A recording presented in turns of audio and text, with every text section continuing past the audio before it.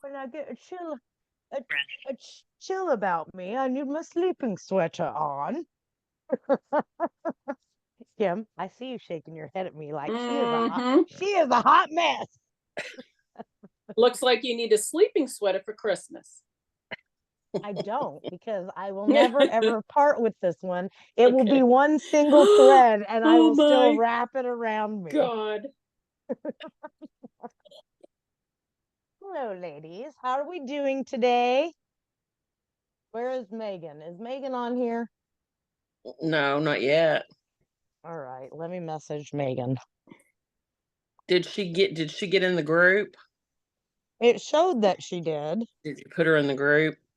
I She think might have so. gotten in the group after I posted the link or after I everybody'd Yeah, I need to the make link sure she's the got link it. this afternoon. I see, yeah, she's in the group.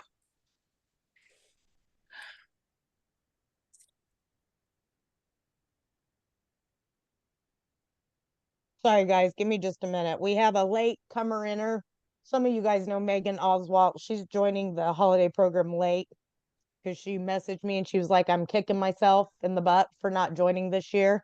So I said, you can go ahead and join if you want to. And she said, yes, please, please, please. So I want to make sure she's coming in tonight because she just decided today.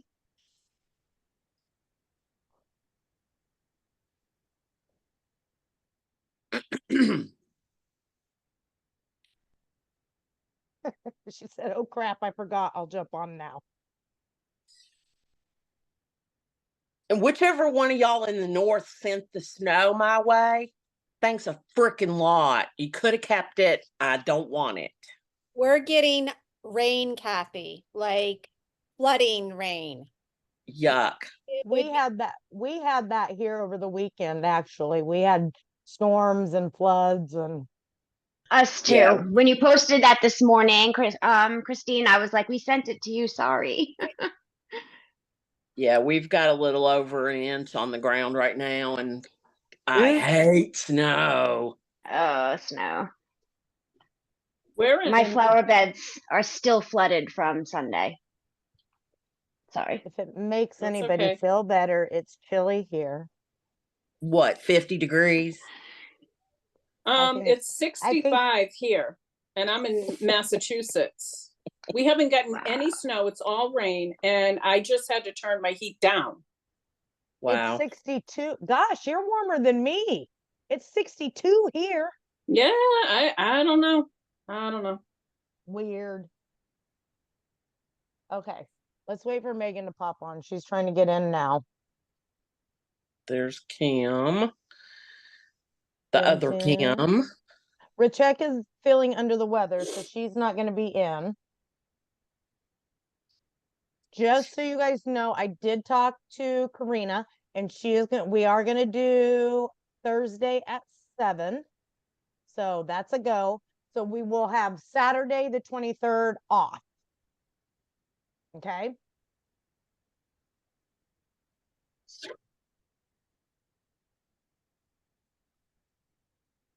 Let me send. I'm gonna send this over to Megan because I don't know if she sees it. Are we still doing Friday the 22nd? Yes, we're adding Thursday night in there. With Karina, not adding Thursday night, we're doing Karina instead of Kate. Okay, and that's on Thursday night. Is that at 7 or 6:30? It'll be That's at at 7. Okay. Everything else stays the same, but you guys will still have Kate. I'm gonna give you Kate's information. We'll get it posted and you guys will get with Kate and make individual sessions to do private room readings with Kate. She's gonna do private pulls with you guys. Okay. So is there something on Friday? Yes. Friday is, let's go over that. We go over the schedule together. Let's quick. do it. How does that sound? Yeah, please.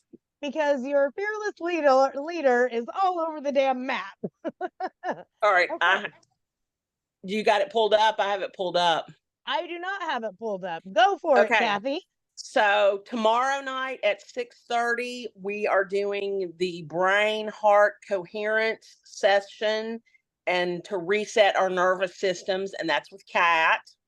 Mhm. On Wednesday at 6:30, we're doing Reiki with Stacy Lingafelt. That's Cody's mom. Mhm. On Thursday now at 7 p.m., we'll do the gallery reading with Karina Hemby. And she is fabulous, y'all. She's so good. Her energy is amazing. She studied with Marie Hess, and she came in with us last year for the first time. She did a free reading not too long ago with Healing Warrior Parents for us. She's really great person. And she's coming to Warrior Week. Yeah, she's going to be our Warrior Week medium this year. Oh, nice. And then Friday at 6:30, we're doing the guided connection holiday dinner with Kat Land. And then we'll be off then until next Thursday, the 28th. So that's where we sit. Okay. Got it. So Friday after the dinner with Kat, I'll keep you guys just for a minute, pump you up, make sure we're okay going into our little break. And then we'll break for the actual holiday, and then we'll meet again after the holiday, right? But keep in mind, even over that break, we still have the thread to keep connected. We still have the group will be open. Kathy and I will be checking in that way, okay? What time is the dinner on Friday? It should be 6:30. 6:30. Okay. We're always 6:30 unless otherwise posted, right? Okay. Like except for the medium readings on the Sundays, those are usually those are usually 12:30 or 1 depending on what the But we're medium is. okay. Gotcha. Yeah. So okay. For tonight, I have a question. What Yeah, what go is ahead. the Wednesday night? I seem to have missed that one. What is that one? Wednesday night is Reiki with Stacy Lingafelt. And what time is that? That's at 6:30. Okay. Everything is 6:30 except for Thursday, which is 7 p.m. Okay. and that's got it. it's always Eastern Standard Time, guys, because that's what I Okay. operate out of. Thank you. Yeah, you're welcome. So, and for those of you guys that are new, the guided meditation with Kat, what that is, generally what happens is she tries to set it up with the kids that it's like a holiday dinner meditation, guided meditation to sit down and do a holiday dinner with the kiddos. We've had great feedback on it in years past. Those of you who did it with her last year, I've had great feedback on it before, that it's been a great, really profound experience for people. So it's something that people look forward to. Did you guys have a good experience with it last year? Mhm. Yeah. So it's something where you have time to actually sit down and spend with your kiddo for the holiday. That way you can move into the next few days knowing that you've actually taken that time with your kid, sitting down as a group, this group together with each other, with your children at the holiday meal, so that when you do have that holiday meal, with or without your families or whatever that looks like for you guys, you've already done that with your kid. So it makes them missing their physical absence less. Did you guys feel like last year that was helpful to you? Yeah, good. Are we supposed to bring food to anything? You can if you want to. You can if you want to. Is anybody wearing their ugly Christmas sweater tonight? I have mine packed somewhere, and No, me neither. I can't find it. Are you wearing? Let's see who's got yours on. Who has yours I on? don't. If you I have didn't it know on, it was let's see. tonight. I could go put it Oh. on though. If you want to, you can. Cute, Kathy. I see yours. Mine usually Okay. is I'm gonna that. put it on. Mine's usually Elf. Elf is my favorite Christmas movie, and it's packed somewhere in this damn house, and I can't find it anywhere, and I'm sad. And I actually went to Goodwill to find one yesterday, and they didn't have a single ugly. They didn't even have an ugly Christmas T-shirt. I was like, "Are you kidding me?" They had nothing. They're all sold out. They're probably all sold out, Nikki. Apparently they are, because I was. I know. didn't even have like a Christmas pajama top. And I'm like, you have to be kidding me. I can't. So I'm just wearing a purple V-neck t-shirt. So that's all you guys get. Yeah, I And I've couldn't got, find one either. That's why I just got the Grinch. I figured I'd yeah, get I'm like, something. this is terrible. I can't even do because of this move. I can't even do the themed coaching sessions. I'm like, God. So, but way to go, Kathy. Way to go for being the only one in the Christmas ugly sweater. I'm like, good God, we need to give out prizes for this. Okay, so let's talk about what we're going to be into tonight. We are going to talk about somatic stuff, somatic healing stuff. And we're going to dive into a little bit of pendulum talk. I want to hit the somatic stuff first. How many of you are familiar with somatic healing? Raise your hands. Okay, so what somatic healing is, it differs from talk therapy. Talk therapy focuses on talk, right? Somatic healing, talk therapy is good for the mind. Somatic healing, somatic therapy focuses on the body. It focuses on the body keeping the score, the cellular memory piece in the body, what trauma does to the body, where trauma stores in the body. So it's really good for PTSD. It's really good for cellular memory. It's good for a lot of different things. And I'll be posting this stuff in the group as well. Some of the things that I'm going to post in the group that I just wanted to find very simple terms that really made it easy to understand. So while talk therapy analyzes thoughts, behaviors, and emotions, somatic therapy focuses on the body's role in processing emotions and experiences. Talk therapy is often described as top-down approach, while raising cognitive awareness of behavioral and emotional patterns can incite change, whereas somatic therapy is described as a bottom-up approach, which patterns are changed through body's movements. And this is something that we were actually talking about with Patty not too long ago, right? When we were talking about we have to change the body's movements. Like when you're having triggers, we want to change the body's movements, and that is helping with the cellular memory. So what I was giving Patty as assignments the other day was actually somatic healing, because we're changing the body's movements while she's experiencing triggers, and it's actually rewiring not only the neural pathway, but the body's way of processing the emotions that are coming up when she's having triggering thoughts. So that's how somatic healing works. And it's really that simple. And it sounds like you hear somatic healing and it has to be this big, profound thing, but it really is that simple. It's about movement of the body, right? Somatic healing can be very, very deep and profound. It can also be done on a very simple level. Christine is very steeped in the breathwork community now. Breathwork is a very, very profound way to do somatic healing. Now, it goes from a very simple level to a very profound level. You guys, if you did breath work with Dave G or you do breath work with Christine, that is very intense breath work. There is even more intense breath work than that even. There are breath work sessions that you can go to that are 8-hour long workshops, and I will never go to one because they scare the bejesus out of me. I've watched videos on them, and these people look like they're having exorcisms, and they're like, what?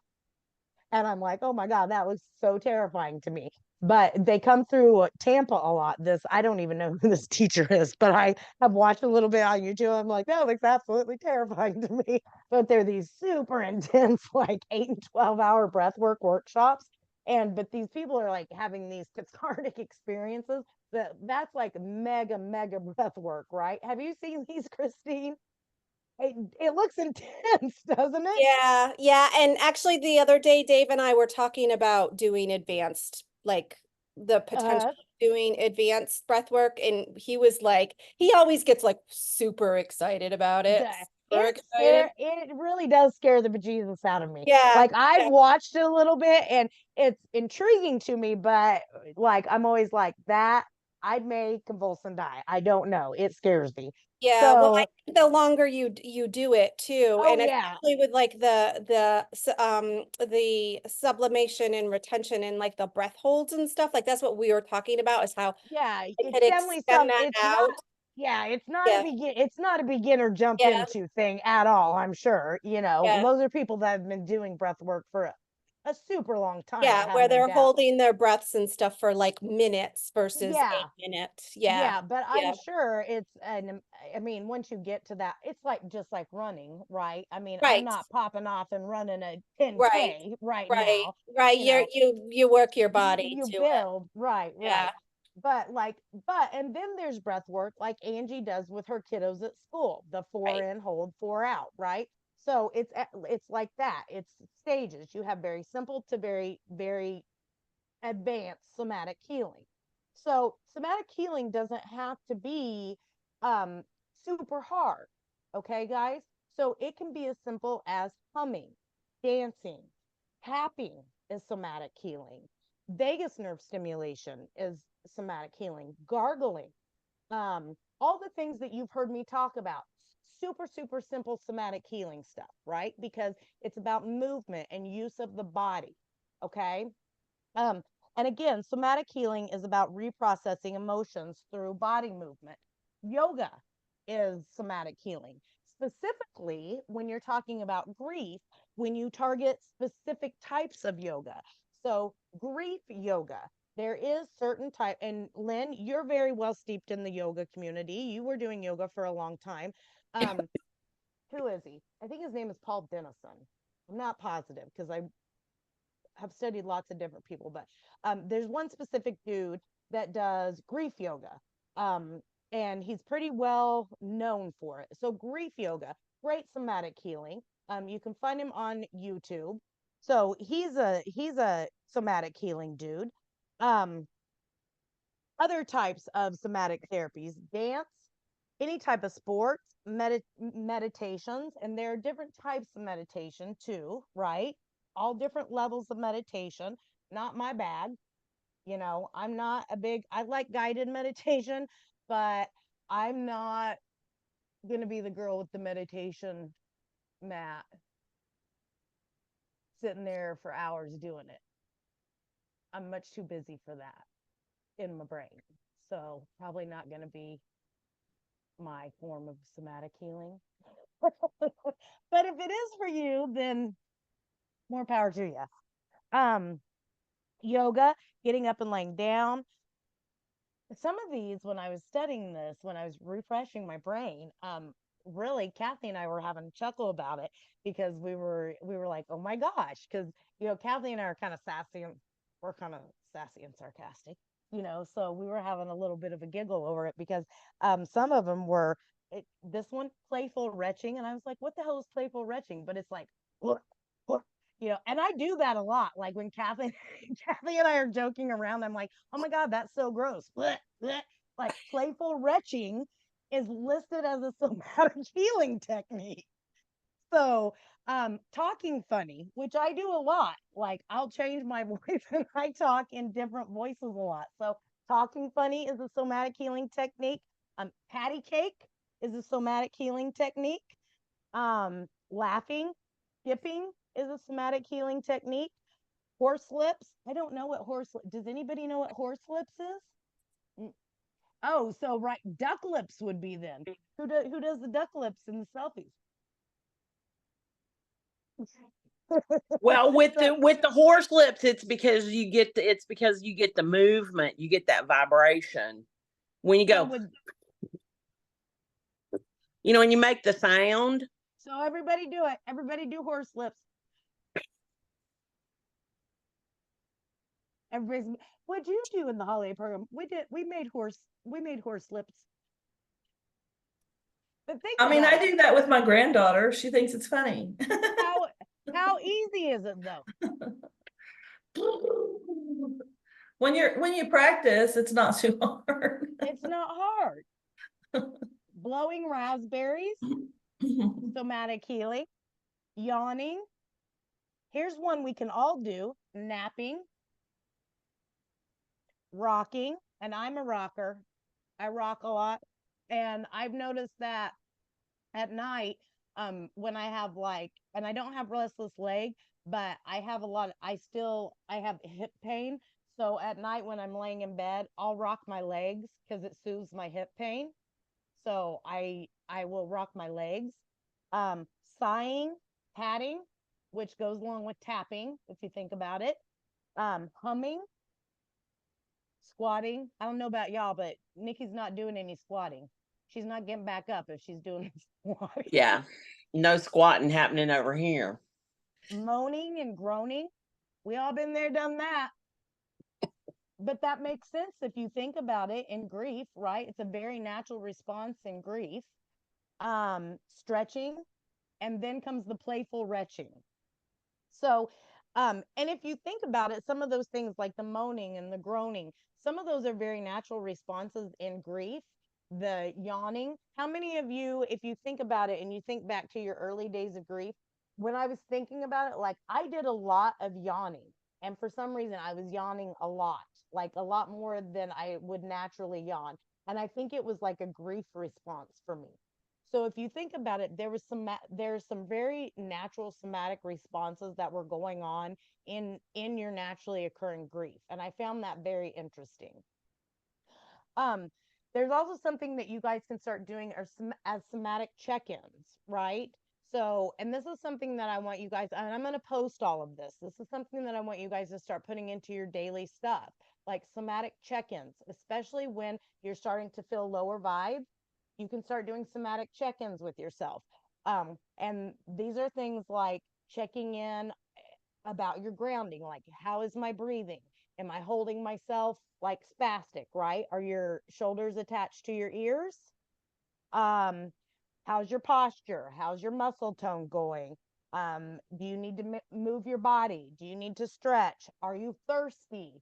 These are all, you're checking in with your body, your physical sensations.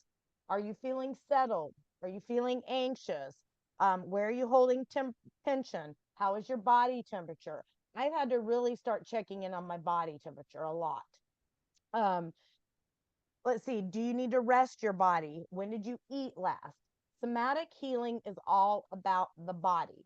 And you guys have heard me say before, like when you're talking about the nervous system, you need to get in tune with your body. It's about getting out of your head and into your body and being an awareness of how your emotions are starting to affect you physically, especially those of you that have had private sessions with me. You've heard me talk about starting to make the correlation to how you feel physically when you're having certain thoughts. And that's where the somatic part comes in. Okay. So tapping, we want to start incorporating the big stuff like the tapping, that sort of thing. But I want you guys to also start picking out some of these smaller things you can start doing.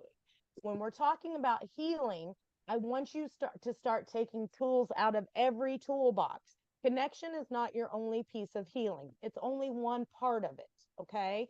It's great to be connected to your kids, to know your truth, to know that they're alive, but that doesn't erase the grief, you guys, okay? That doesn't erase the memory of trauma within your body. That's only one part of it. I see so many times, and this is something that Kathy and I talk about continually. We work with so many parents, and they get on this high when they get connected, and they hit this high, and they hit this high and they stop healing.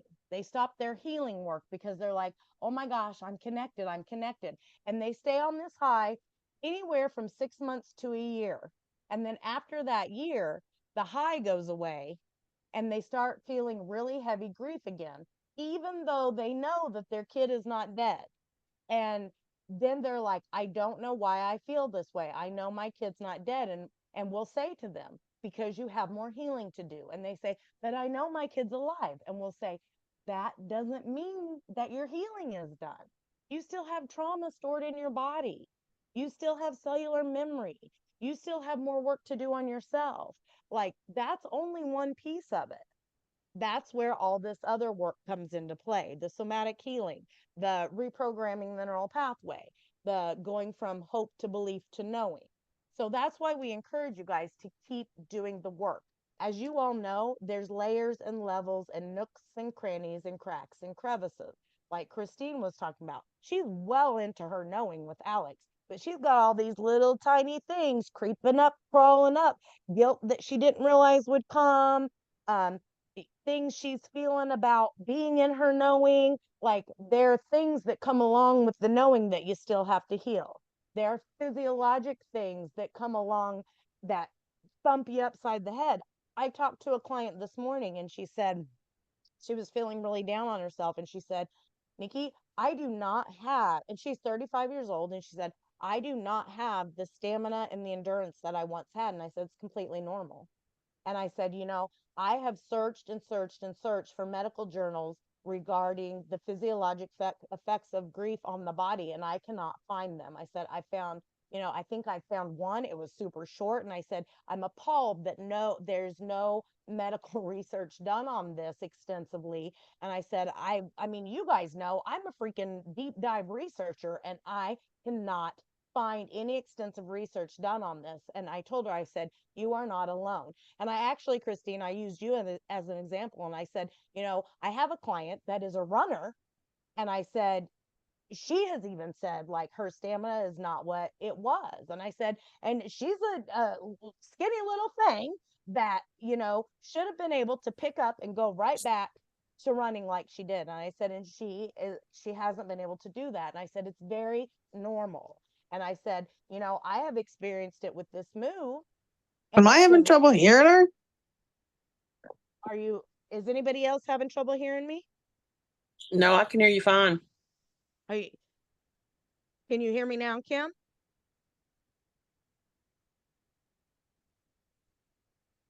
Everybody else can hear me, Kim. You got your volume turned up? Kim, can you hear me?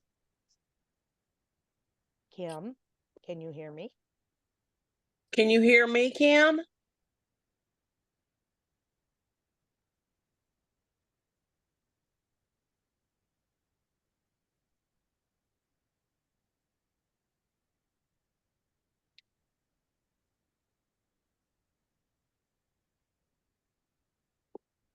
Kathy, can you type on the chat and see Yeah. if she can hear anybody? Yeah. So I had told her, I said, during this move, I've been so aggravated because I'm a woman that would like pick up an axe and chop wood. You know what I mean? Like, don't need to do the things for me. Like, I'll do it my damn self, get out my way, and I'll do it. And I've been very frustrated because like this is whipping my ass just to move. And so I was talking to her about it, and it is. How many of you have experienced this after grief? I have big time. It's probably been the single most frustrating thing for me, is that I seriously feel like it has aged me 10 to 15 years physically. Definitely. Yeah. I feel that. And for me, like my physical prowess has always, I mean, I was a roller derby girl, for God's sakes. You know what I mean? I put on a pair of roller skates 2 years ago. I could do one damn lap around the freaking roller rink and I thought I was going to die. And I'm like, what? Pardon my French, what in the fuck? Like, that is not who I am. And I was going to the gym and I can't get it back. I cannot seem to get it back. And it's very frustrating to me. So this body piece, I mean, and you guys have heard me say, I've worked the mind, I've worked the spirit. I'm good on both of those.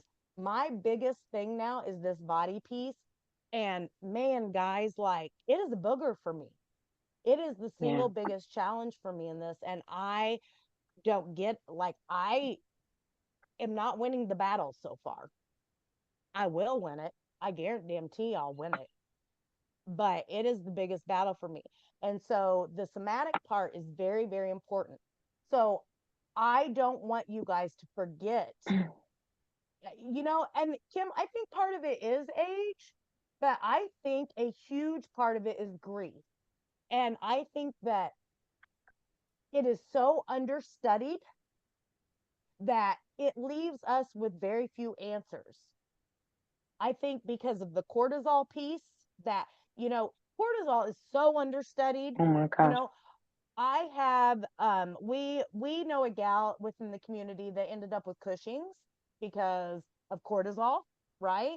And so and she is like cortisol, and she's doing a lot of studies on her own now, and she went into like herbal medicine and holistic stuff. But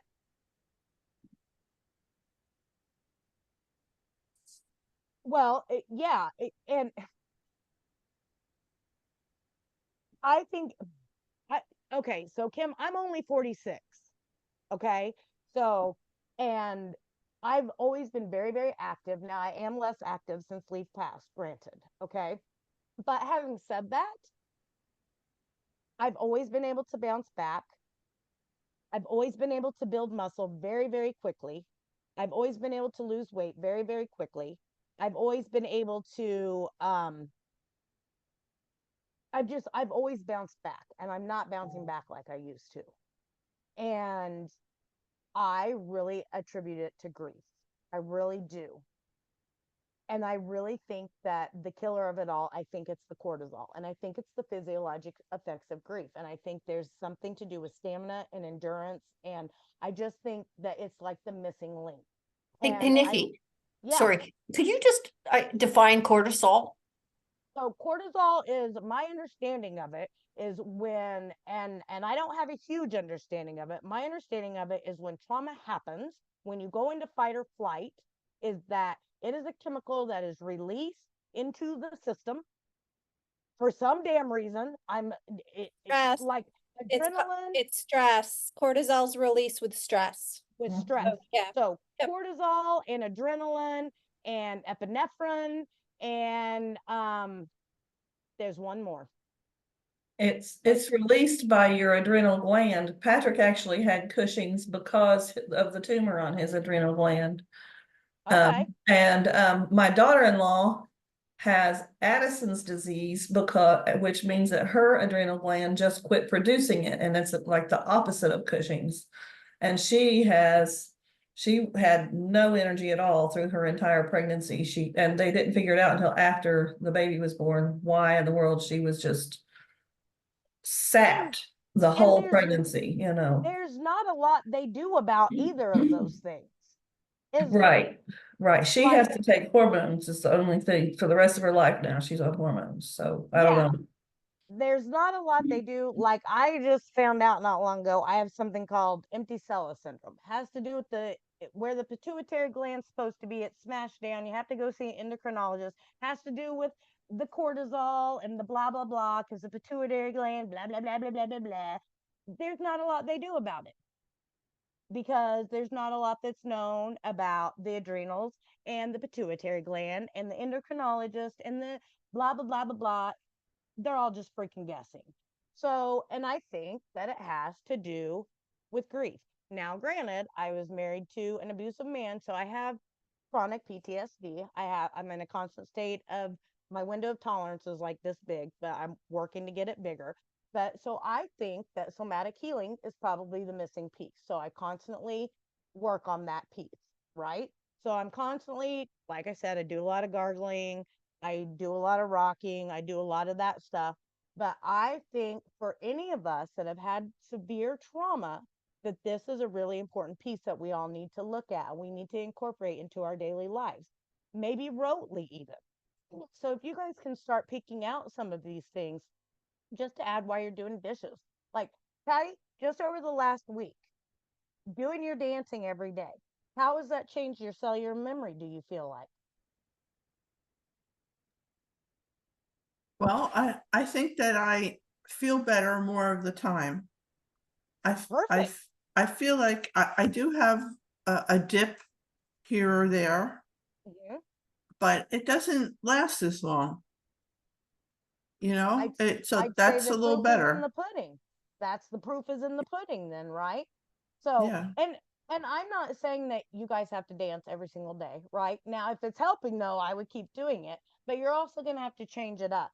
But if you can start, I mean, I know it's silly, But if you start doing horse lips every day, or, you know, rocking yourself for a certain amount every day, we don't all have time to do breath work every day, right?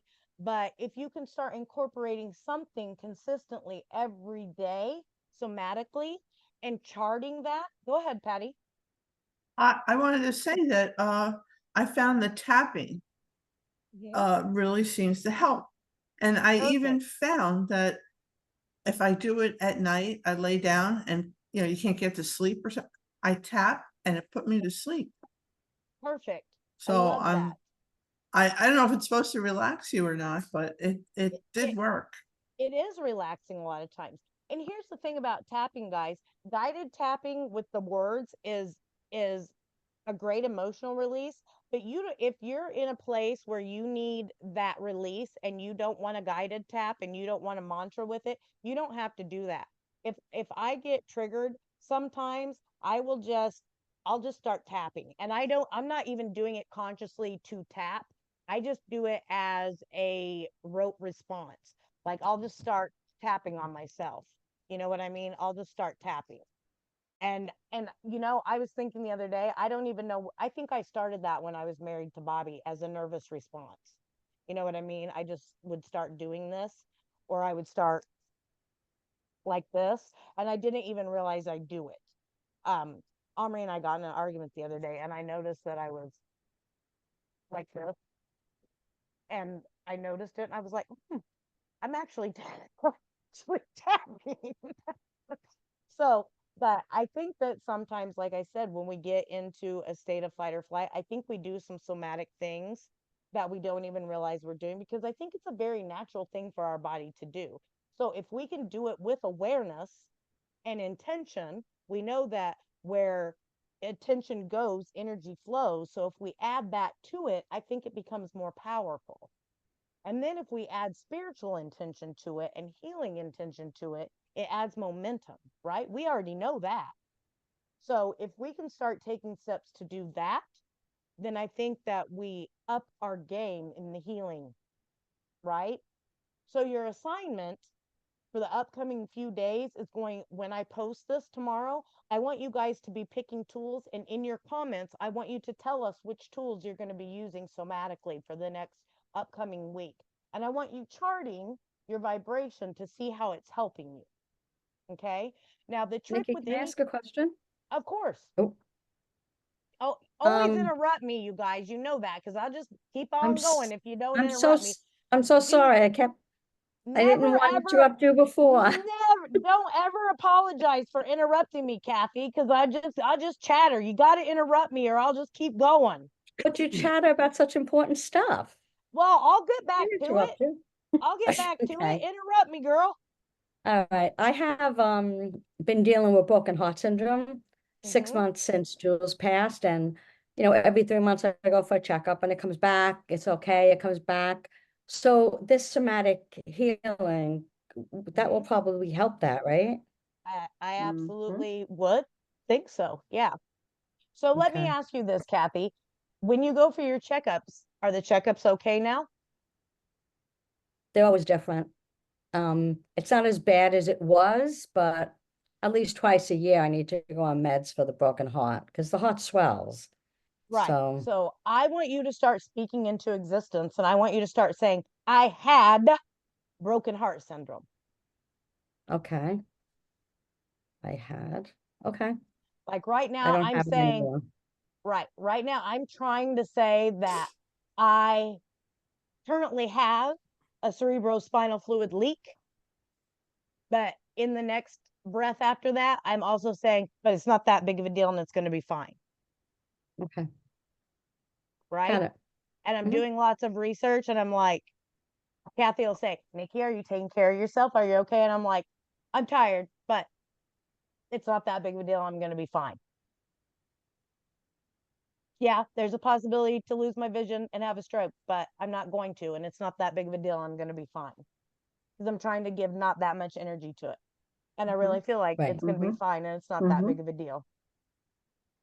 Okay. So I have to manifest all the positive vibes that it's just gonna be fine. Exactly. Because where focus goes, energy flows. right? Right. So I can make a big, huge deal out of this, or it can remain a small thing and I can take care of it and it can close up and it can go into remission and I'm going to be fine. Right? Got it. So Yep. start speaking it into reality. And then if it comes back that it swells and you need to go on meds, it swells and you need to go on meds and you take care of it. And then you can say again, I had broken heart syndrome. Now it's back in remission.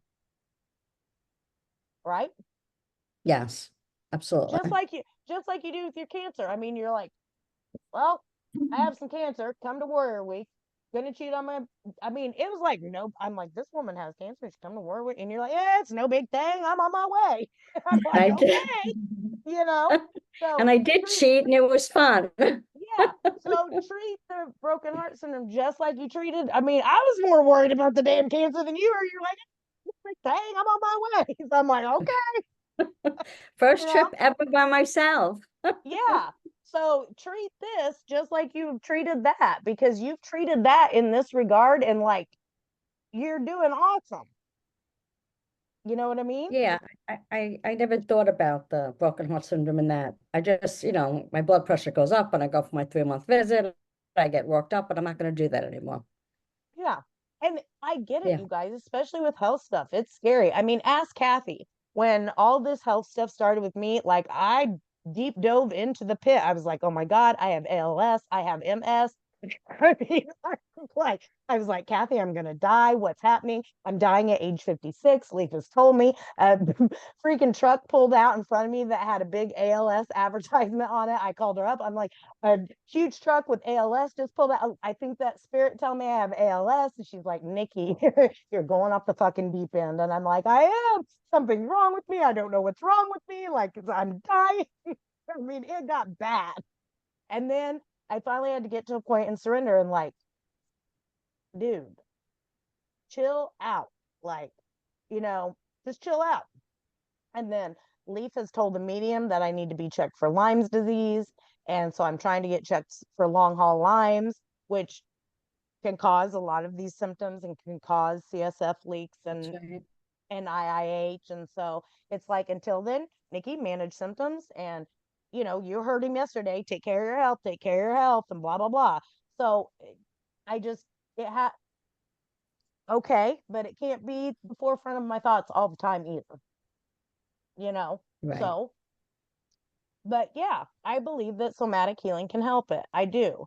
Because I do believe that a lot of dis-ease is caused by emotion. I really do believe that.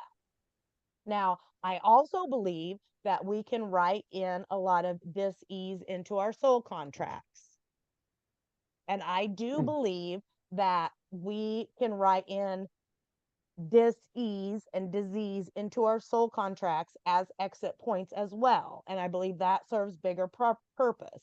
So I believe that there are a lot of different scenarios that comes into play with. So, I mean, don't get me wrong when I say, like, if you're supposed to exit from broken heart syndrome, Kathy, you're going to exit that way. And you can't manifest that into a different situation. You know what I mean? If that's what you wrote in, that's what it's going to be. Okay.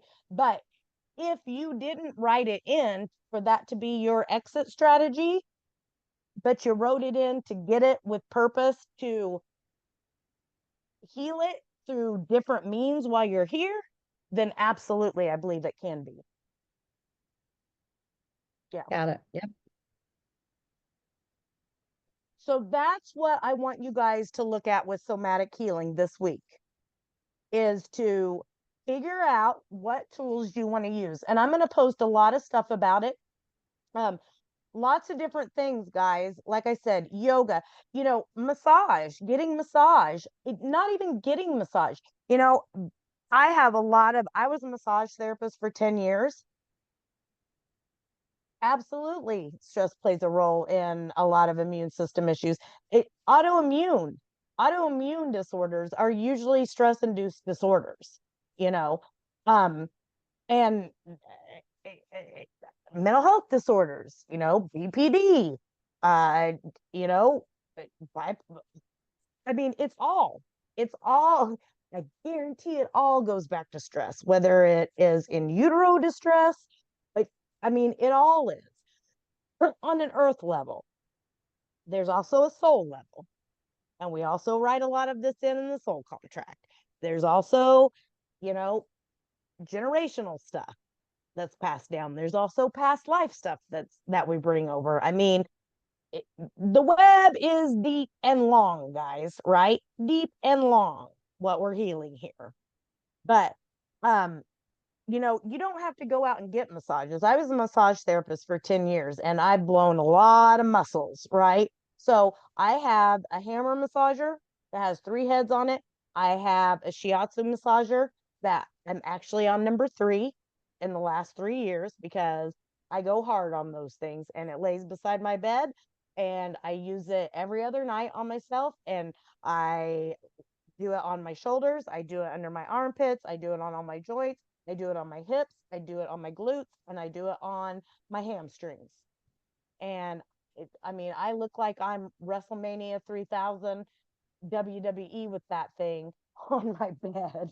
But that's what I do, and I work myself over with it. And that's how I get my massage, because I can't afford to go out and get a massage, you know, every other week. Like I used to give massage, you know, 8 hours a day, 5 days a week. So you don't have to go out and get a massage, but that's what I do. I use the hammer massager on myself, and it, you know, I've got it in one hand. I'm like, over here getting my pressure points, you know, doing my collarbone, doing through here, doing my neck. You know, I even go up through my jaw. I do, you know, all through here on my occipital ridge. So you can do that kind of stuff yourself. Massage is good. Uh, acupuncture is good. Any of those things also fall into somatic healing. Reflexology is good. You can do that on yourself, on your feet, right? Like anything that involves the body. Stretching. You don't have to go full out yoga. Do some stretches, guys. I pulled up another thing, heel drops. Like literal heel drops. Yeah, actually, Kim Woodruff, I saw physical therapy is actually somatic healing. What I wouldn't give to have me a on-call physical therapist, man. I'm not jealous of your accident, but I know PT hurts, but man, I'd love just to have a physical therapist on call. Swaying, just like intentional swaying, somatic healing. Like you just wouldn't believe what falls into the category of this. So many just easy things you can do. How many of you have a rocking chair at your house? Do you sit in it? Sit in it more. Sit in it more, and sit in it with intention. Yeah. Right? So sit in it with intention. And as you sit down in it, now take it up a notch. Sit in it with the intention that you're going to start healing the trauma in your body. Sit in it with the intention that I am healing. I am healing. I am healing. Okay? Let's step it up a notch, guys. Use the world around you and the easy things you're doing, incorporate it into your healing. Like, you know, how many of you have said, man, I wish this healing was easier? I've said it. Come to find out, we can literally use the world around us to make it easier. All we have to do is set the intention to do it. So let's utilize that. And be mindful of the little things that you do that are somatic healing that you may not even be aware you're doing. Sitting at your desk, bouncing your leg up and down. I don't know about y'all, but I find myself all the time when I'm at my desk working, and one of my legs will just start bouncing up and down, and I'm like, what the heck? It almost becomes involuntary. Your body just does it, or you're tapping on the table. It's not, it's not boredom, and it's not that you're distracting yourself. You're literally somatic healing while you're doing those things that you don't even realize are somatic healing. I was doing the same thing, sitting on a bar stool all the time. It Yep. only happens when I sit on a bar stool that my leg just starts shaking. Like it just goes up and down. Yep. So when you set the intention, when you're doing it and you come to the awareness that you're doing it, and then you set a healing intention with it, you up the ante on that. Another really effective thing that you can do with an intention is controlled controlled muscle movement. So I remember in 5th grade, I started having insomnia. So my mother went to the library because we didn't have the internet at that point, and she checked out books on controlled muscle relaxation. And she would, before I went to bed at night, she would walk me through my whole body, and I would have to, each muscle group, I would have to tighten and then release. And then we'd move to the next muscle, tighten and then release. And we moved through my entire body in this whole cycle. And we moved through this cycle 3 times. And then I would go to sleep. So that is something you can do too. And that is actually somatic healing. As you guys do that and you move through each cycle, what you want to do with each muscle is you want to do your mantra. As you tighten and then release, you're going to mantra, you're releasing, grief, anger, guilt, cellular memory, whatever it is. So that's a really effective exercise too. Okay. So I'm going to post some of these tomorrow. And like I said, I want you to pick out 2 or 3, and I want you to use them every day. The kicker is that I want you to chart where your vibration's at as far as your cellular memory's going, or just your everyday vibration if you're not really struggling with cellular memory, and see what is effective.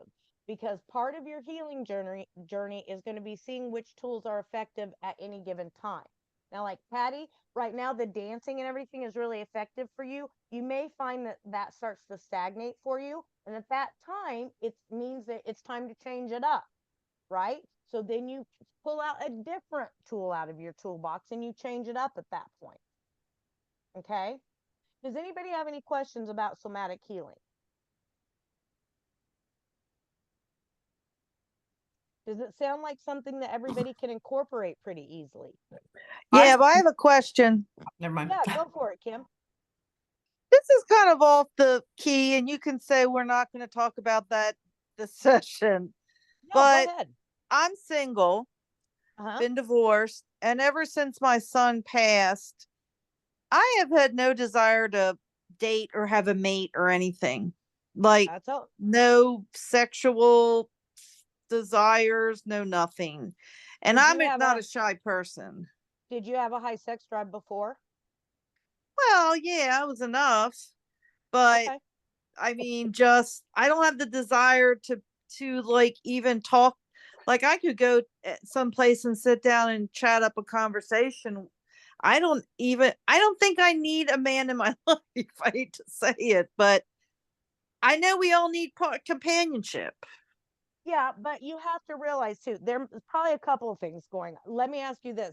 Do you have close female friends, or are you isolating? Well, I'm not isolating because my counselor was really concerned about that from the beginning with this. And I was in the beginning, but I have close female friends and some close male friends. Okay. So I don't think that there's anything unhealthy about that then. If you're at a phase in your life right now where you are perfectly okay with just being you, and you're not feeling lonely, and you feel the freedom of self-love and self-companionship, then I would say revel in that freedom. It sounds to me like Austin has opened up a freedom within you to enjoy being with yourself. Then there's absolutely nothing wrong with that. And that may be seasonal, Kim. You are now in awareness that divine timing of people coming into your life and what true deep connection looks like. And so you're no longer willing to settle for surface level relationships and surface level connections. And so it's okay that you're willing to be open to that if a very deep connection comes in, but you're not willing to settle for anything before that. And I don't think that there's absolutely anything wrong with that. Well, I've always been, up until through my 20s, I've always been comfortable and self-sufficient. So it's just not like this is something new for me. But I just feel like, like, shouldn't I want some companionship? But it doesn't have to be on that intimate level, I guess. Well, if you're okay with where you're at, then I wouldn't compare yourself to anybody else. To me, that's a sign of healthy self-worth, that you're not willing to be codependent on anybody and you know what your worth is. And, it's a hard thing in today's society because this society runs off codependency. Yeah. But it's perfectly healthy to be a strong, independent woman who knows her worth and who's not willing to settle for a surface relationship, especially one who knows what a strong spiritual bond and connection looks like. Yeah. And you're not willing to settle for a surface connection, but you're willing. What I would be concerned with, if somebody comes along that you feel a strong spiritual connection with, if you're not then willing to go into it, I would be concerned at that point. Okay. But we're not there yet. No. If you pull back from that, that's when I would start to get worried. Okay. You know what I mean? If he's younger, I'm good. Hey, I don't have a problem with younger. I don't have a problem with cougar relationships. I say go get them. I gotcha. Thank power you. Power to you, mama. Thanks. Okay, so you guys all know what your assignment regarding somatic healing is. So I'm going to post those up tomorrow. Okay. I think that it's super important, especially since we've all established that we all feel really old and worn and beat down. And trust me when I say you're not alone. Like I said, for me, it is probably the most frustrating part of this journey for me. And it thoroughly put, like, I have discovered a little vanity within myself that I did not know I had, because, like, Nikki is not a grow old gracefully person. It pisses me off. I don't like it. Like, I don't like it at all. I still want to be able to, go out and, I mean, I like the body surf in the waves still, for God's sakes. Like, I'm 10. You know what I mean? Like, I'm kind of immature in that way. So, um, just know that you're not alone. And I think that, go ahead, Lynn. No, I was just going to say, I started weight training, Mhm. and I think it's been really helpful, really helpful. Like, we sort of got like a little gym in our basement now, and we got all these weights, and I mean, it really helps to raise your vibration, even though you don't want to go down there. Getting down there is the hardest part. I hate it. I went to the gym for almost 4 months straight, and I absolutely hate it. And it did not help me at all. And I absolutely fucking hate it. But I have it in my basement, so I don't have too far to go. I just go down the basement. Well, Nikki has to pay for it, or she's absolutely never, ever, ever, ever, ever, ever, ever, ever doing it. Okay. But I didn't find that it helped me a lot. Like, I'm a person that, like, I never had to like exercise. I never had to lift weights because I was always active, right? So I was kayaking, or I was swimming, or I was playing tennis, or I was, roller skating, or I was doing whatever I was doing. So I was never taught to, like, oh, you have to, do sit-ups and push-ups and lift the weights. Like, I was never taught that. Like, literally in the last 5 years, I was like, oh my God, people, like, go to the gym. Like, I didn't realize that's people did those things for fun. You know what I mean? So now it's such a foreign concept to me, but it does not, like, it does. I told Christine one day, I'm like, I don't understand that whole, like, when do the endorphins come? I don't get it. When do they come? Well, I think it's just everybody has to find their own thing, right? My thing was all those things I listed and that I cannot do anymore. But I'm hoping, like, that I can get some, like, with the somatic healing, and I can get, slowly build up my tolerance again, that, I hope that I'm not 80 by the time that happens. that we can change this part of the grief journey enough to be able to build up our stamina again and our tolerance. You know, I will say that, you know, I kept having to muscle through these 12 and 13-hour days with this move. And it took, I'm not kidding you, it took 2.5 weeks, seriously, of legitimate being broken sore every day before I pushed through enough not to be sore. Like it took me being sore, like Tom just kept saying, push through, Nikki. You'll work through the soreness. Well, like, don't normal people work through that soreness in like 4 days? It was 2.5 damn weeks before I worked through that soreness. And finally I was like, finally, I'm not sore. Like, that's normal. That is not normal, you know? So I guess, I don't know. I swear to God, it's the grief though. So I'm just going to keep working on the body part with the somatic healing. And, you know, I think we just have to keep working at this body part. But just know you guys aren't alone. Like, you're not the only ones that have feel that you've aged. Like, I feel it. It's the number one thing across the board that even those of us that have healed the grief that we still contend with. We still contend with this piece of it. You know, I mean, I see it even in my face. You know, I feel it in the elasticity of my skin. I believe that it has affected the collagen levels in my skin. You know, I can tell a difference in my hair and my skin. And I look at other 46 years old that haven't been through this, and I'm like, they look 10 years younger than me. You know, there is something to it. I swear that there's something to it. So just know you're not alone in that part. We all look old and haggard together. Yeah, but you're in Florida. Everybody is into like plastics and injectables. So, you know, you can't always look around and say, why do they look better? I've only been in Florida for 5 years, Kim. I'm from Southwest Missouri, where they're corn-fed, girlfriend. So I got a lot of folk back there that I can look at and be like, yeah, they're still looking pretty young. And they've been eating fried potatoes and beef their whole lives. You know, they should have high cholesterol and diabetes.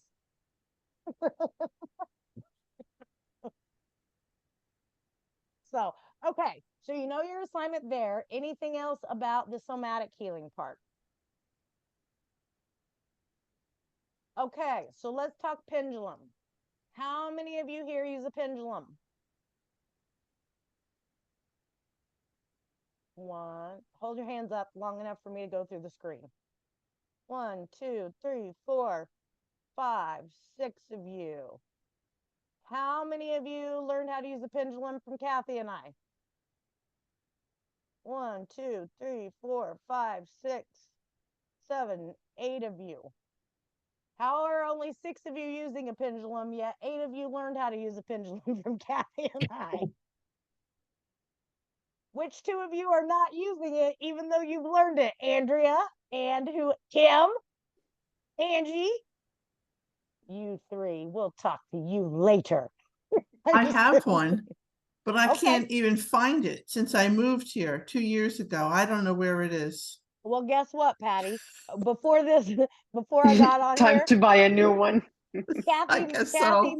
Kathy messaged me and she said, I set the Zoom link and posted it. I said, oh, thank God you're an angel. And I said, I'm sitting here digging through the damn boxes trying to find my pendulums because we're supposed to talk pendulums tonight. So I can't find them. It must be with my jewelry too that I'm missing.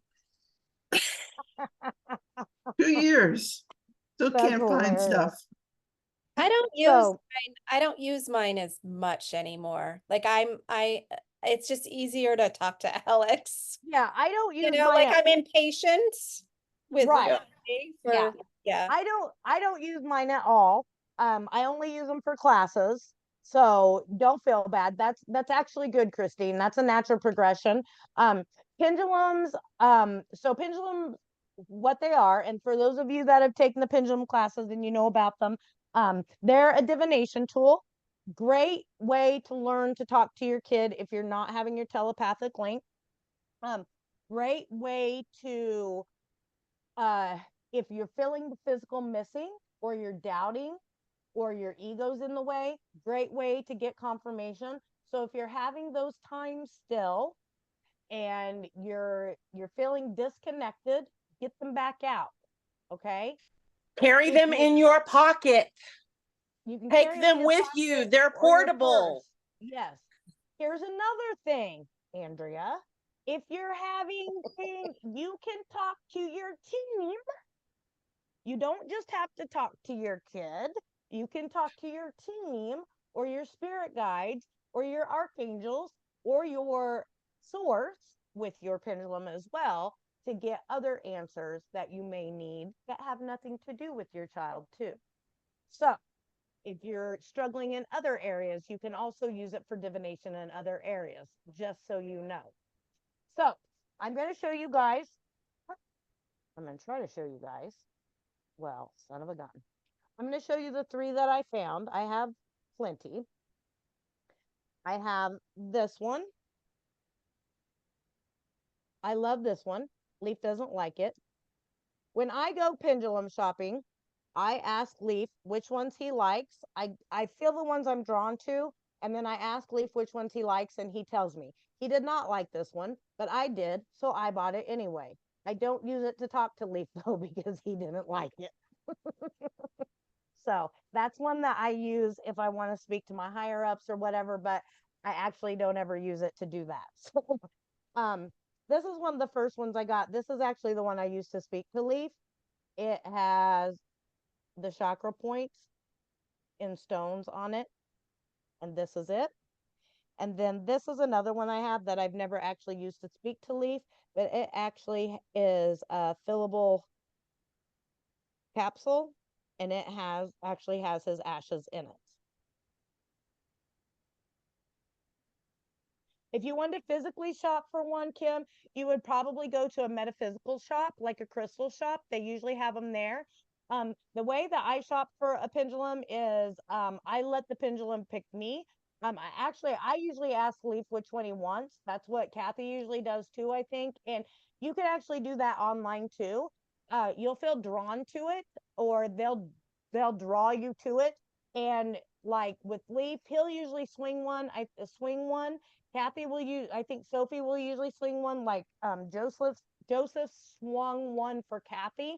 And then when I find the one that Leaf wants, I will pick it up and I will ask him, because he will tell me yes or no with the pendulum. And then, which I'm getting ready to show you, he will tell me yes or no by which way he swings it. And then that's how he shows me. I have bought several on Amazon in a small town, Eastern Kentucky. That's fine too. You can buy them off Amazon, because there are some really super nice ones on Etsy. Mm-hmm. Really, honestly, I bought mine online. The one that I use has all the different little colored chakra stones on it, and a copper wire, because I personally don't like silver.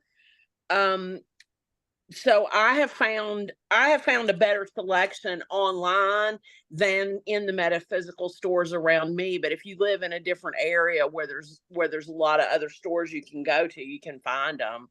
But there's some really, really super nice ones on Etsy for not a lot of money. Yeah.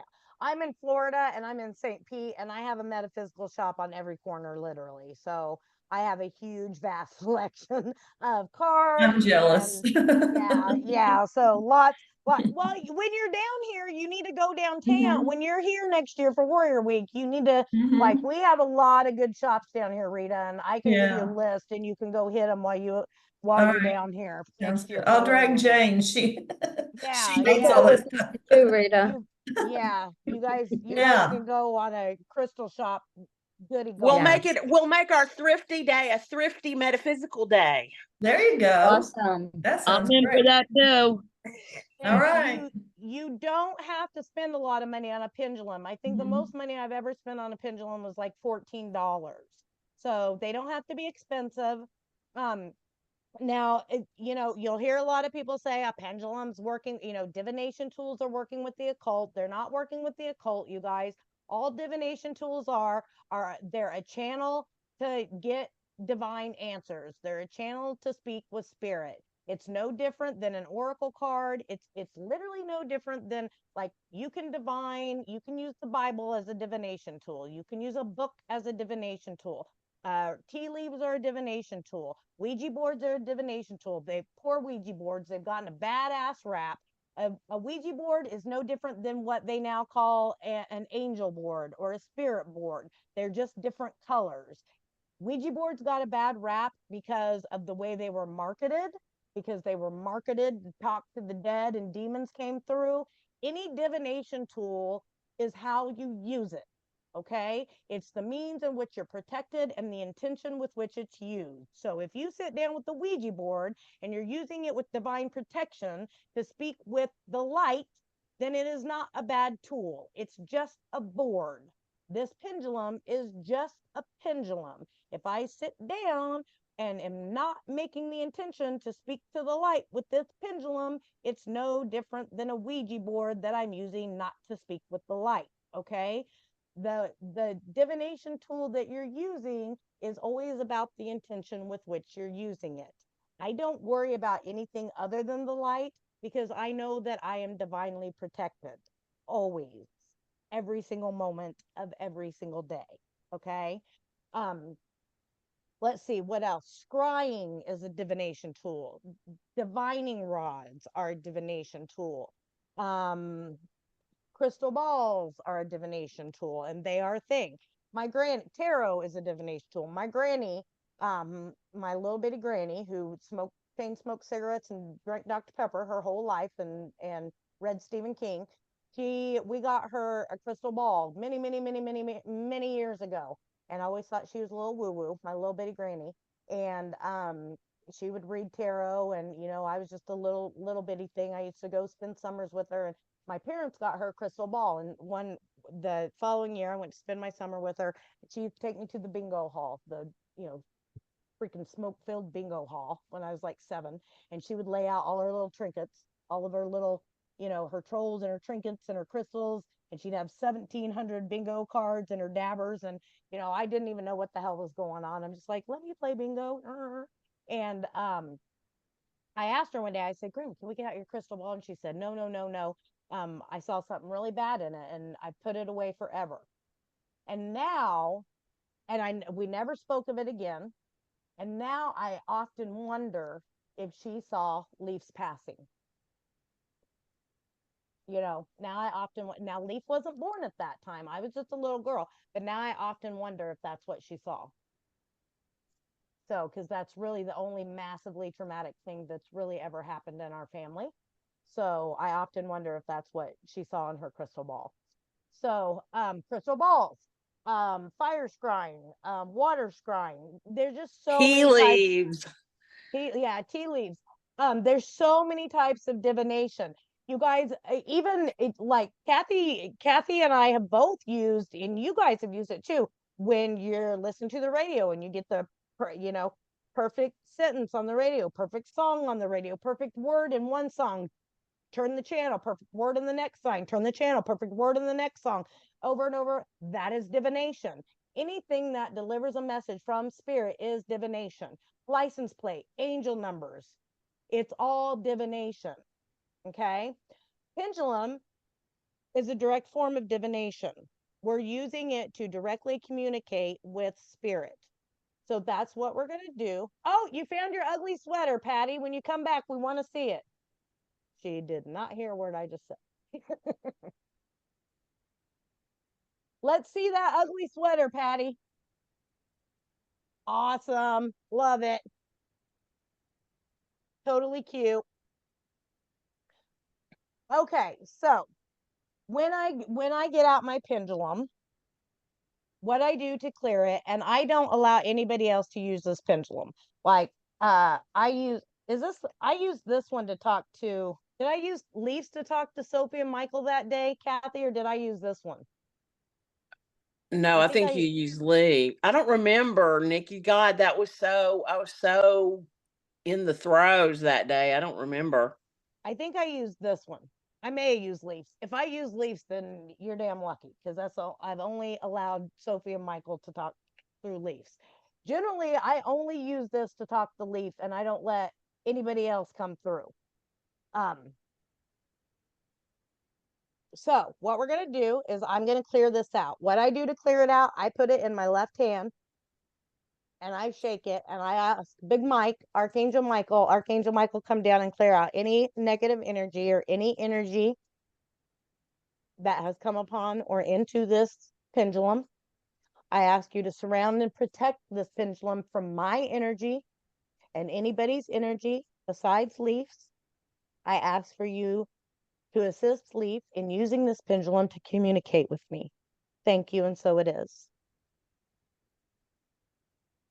Then I straighten it out because I just tangled it up a little bit. Now this chain's a little bit long, so I have to get it wrapped. I got to get it braced because I'm got my thing on an ottoman here. I got to get it, I got to shorten it quite a bit so you guys can see it. So I brace my elbow. I'm going to get it real still. Now I'm going to ask Leaf, can you guys see it? How do I take my fade off, Kathy? How to what? How do I take my fade off? You got to touch on yourself, and when your screen pops up, then choose none under the backgrounds. Okay. Did you get it? That was, yeah, I did. You got it. Okay. I'm so impressed. I know. It was like 2 seconds and I did it. Okay, I gotta get this where I can get it.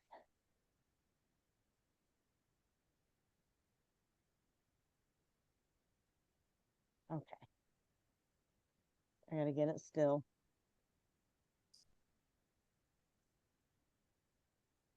All right. That's me moving a little bit, but hold on.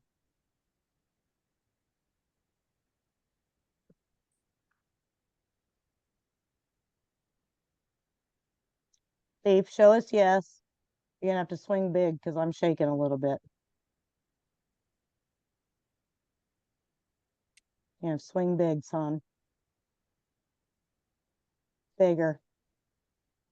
Bigger. Bigger. He's going back and forth for yes. Keep swinging. I gotta put my screen down a little bit. Ah. Back and forth, Leaf. Bigger. Bigger. Okay, be still. Slow it down, bub. Please. Slow it down, Bubby.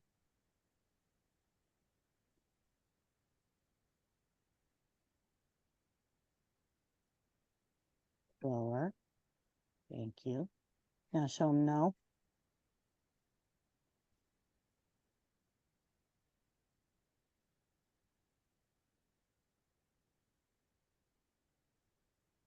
He's starting to change direction.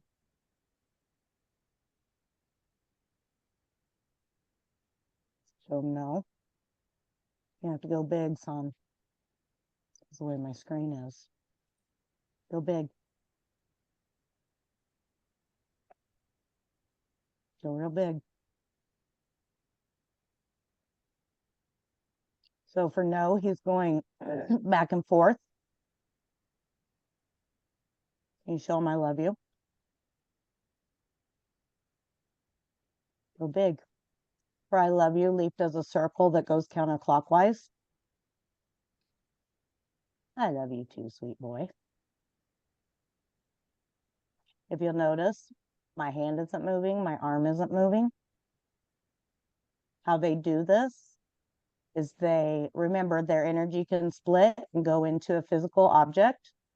So he's spewing, for lack of a better word, his energy down into the pendulum and making it move. Okay. All right, son, be still. Now, he's manipulating physical energy at this point. So you have to remember it. He can't just instantaneously stop it like I can with my physical hand.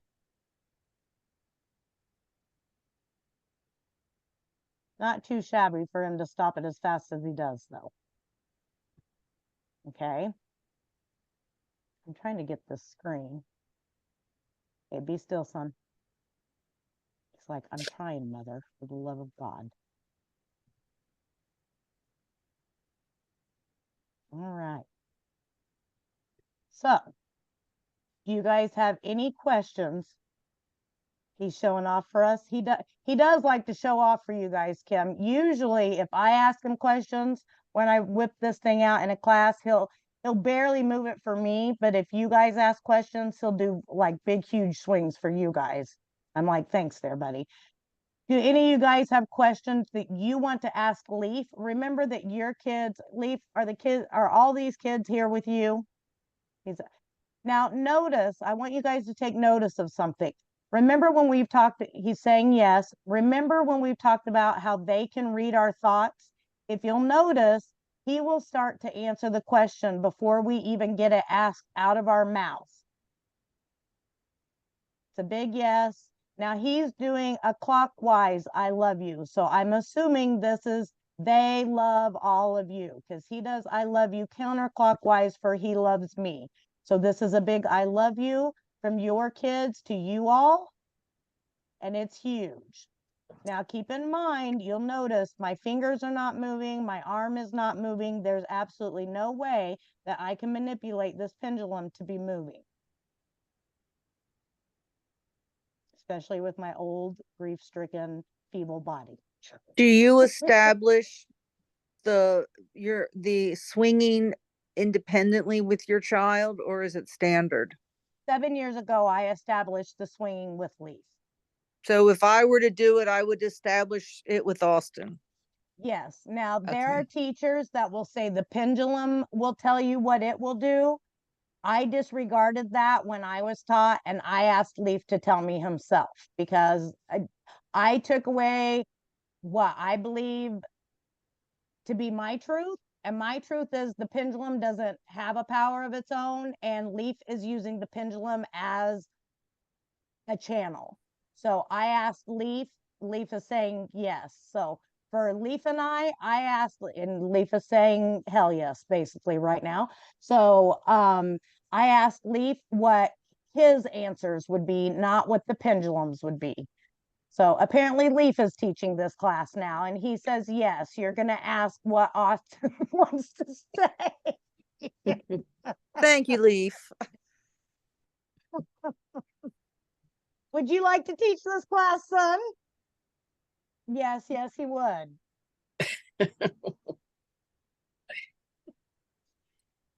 I don't know where he gets his sense of humor. And for y'all who have not used a pendulum, but you're going to try, or those of you who have slacked off, don't be like Kathy Westdyke, because she wore her son Chris out on the pendulum because she kept asking him the same question over and over and over and over. And finally he just quit answering because he's like, fuck, mom, stop.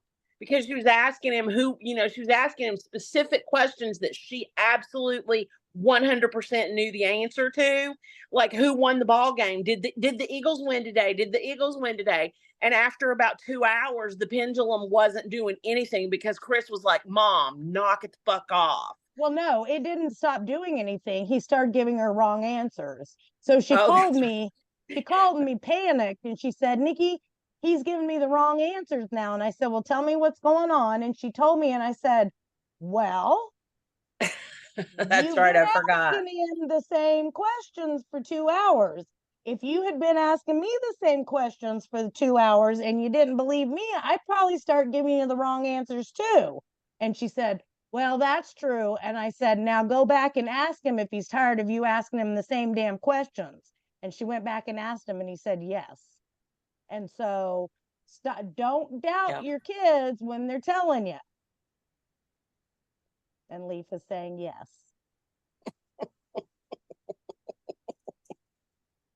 Do any of you guys want to ask Leaf any questions? You can ask questions about your kids if they're here. You can ask them questions to ask your kids. I have one. Go for it. Leaf. I know you know Jules. Is she still the funny, sassy young lady she was when she was earthbound in spirit? He was already saying yes before you got it out your mouth. Good. I'm glad to know she is.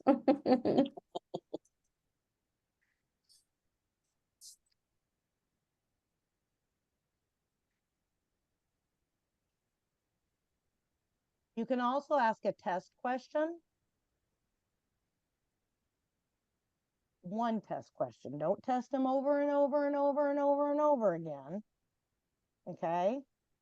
So I'll say, Leaf, are your grandparents in Florida right now?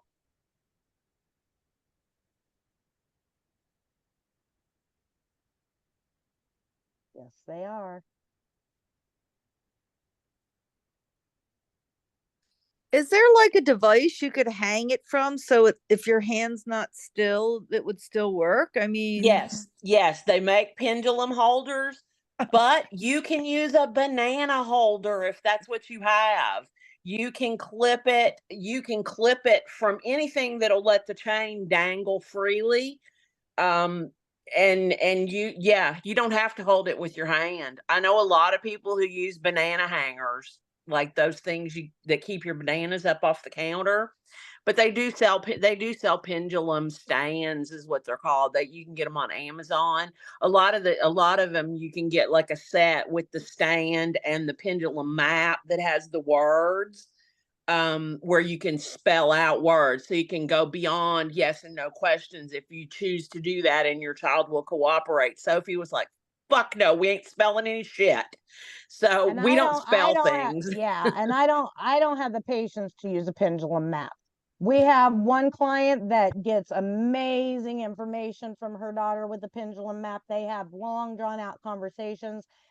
I don't have time for that. I don't have the patience for that, but it is something that you can do. Yeah, there Brenda's got a map she's holding up there. This is a great map, and you can print maps off online too and use those. The pendulums are great, especially if you have unanswered questions about your truth. Like you can ask, like, Leaf, did we write your passing into our soul contract?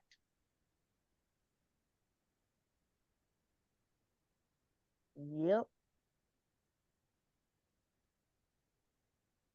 Leaf, do you want to come back and live out the rest of your life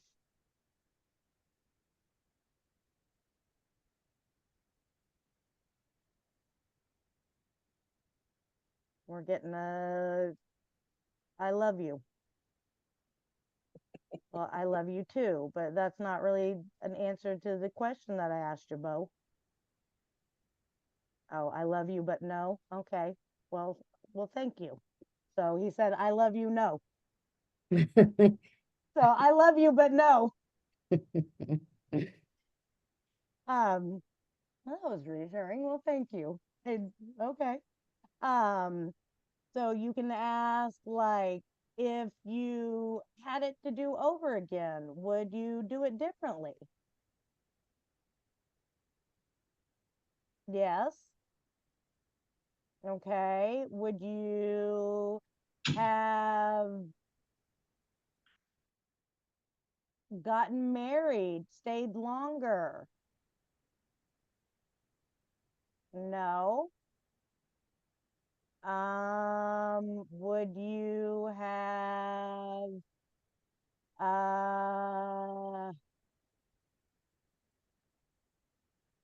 let's see. Counterclockwise circle. I don't know what that means, buddy. Counterclockwise circle.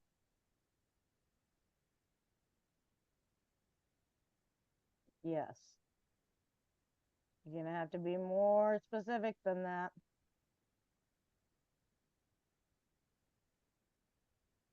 I'm not using a pendulum map with you, so you just better slow your roll.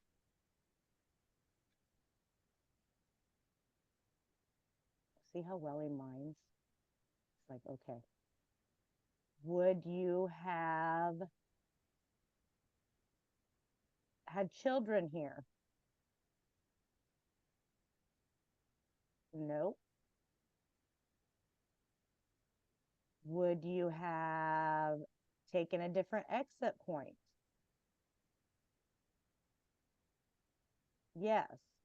So what that says to me is, had he not taken the exit point that he had taken, there was another one that would have come. Okay? Which tells me that there was another one coming. Had he not taken the one he took, there was another one coming. Leads. So either way, were you taking an exit point before me? Yes.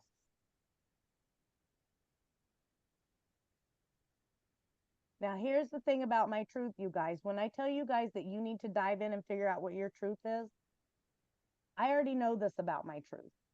When I tell you that I know what my truth is, I know my truth in and out, inside out, nook and cranny, crack and crevice, every single detail of what it looks like. My truth isn't just that there is an afterlife, that Leaf's not dead. My truth is that I know without a doubt that this kid was going to die before I died. I know without a doubt that come hell or high water, this is what we wrote in, that we planned it, that we did it before, that we've done it before. Look, he's shaking his head. He's yes, yes, yes, yes, yes, yes, yes, yes, yes, yes, yes, yes, yes. Like, I know. I have zero doubts. This tool is one that you can have direct conversation to get truth about what you guys plan together. And this is an excellent way to do it. How did I find that out, Kim? I researched, I read, I went down rabbit holes. I talked to Leaf. I used a pendulum. I did meditations with him. I did automatic writing with him. Like, I mean, I was doing 12 to 17 hours a day of research about just all kinds of soul contracts and the Akashic records and just all kinds of stuff. All kinds of stuff. Yeah. Does anybody else have any questions for Lee? Yeah. Go for it, Brenda. Ask him, does Dakota want to wear his Santa hat this year? You ask him. Lee, would Dakota like to wear his Santa hat? Mm-hmm. Yes, ma'am.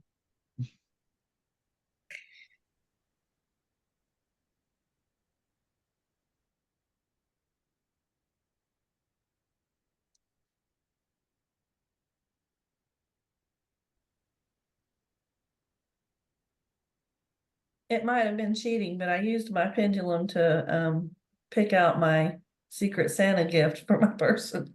That's not cheating. That's Okay. that's ingenuity, man. Good idea. I was struggling. Hey, I call that ingenuity. All right. Anybody else?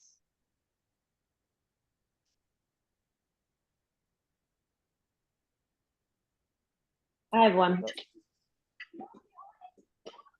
And then I have to go. I'm sorry. Because I have to get Murphy to bed. Dave's still away. He's coming home tonight though, and then I'll be more present in the group, I promise. Leaf. Did Murphy have a twin? He says yes. Did she? I do not know, but I have always, yes, I would assume so. Well, he says yes. I was gonna say, I believe him, so. So Leaf, is the twin there with you and Parker?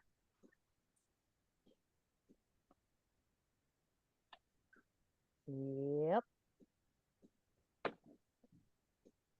Interesting. The plot thickens. That's really awesome. That is pretty cool. Oh, it's fun. It's fun as all get out when you make that connection on the pendulum and they start giving you the answers and you say bigger and they make it bigger. Yeah. Or you say, I love you. And they start swinging it where it's almost going straight out in a circle. It's fun as all get out. If y'all haven't done it, get you a pendulum and make the connection.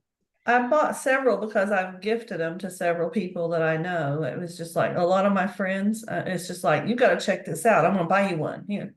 And and I gave them all the information about, you got to. Well, and I liked it. I literally carried mine in my pocket everywhere with me when I first started connecting with the pendulum.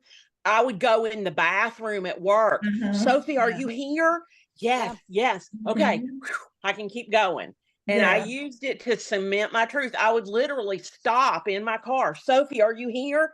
Yes, I love you. Okay, I love you too. And stick it back in my pocket. It was like a dirty little secret for a while, but I carried that fucking thing everywhere with me. I carried mine too, and I would pull it out just like Kathy, and it was a direct physical representation of Leaf being there, and he could speak to me immediately and reassure me, and then we would put it away. And it was something that we could, oh, I love you too. I love you too, buddy. I love you too. And it was, and we were able to slowly wean ourselves off of it as we moved into our knowing. Leaf, can you gather all the kids right now and give a huge swing clockwise for all the kids? Look as he stops it.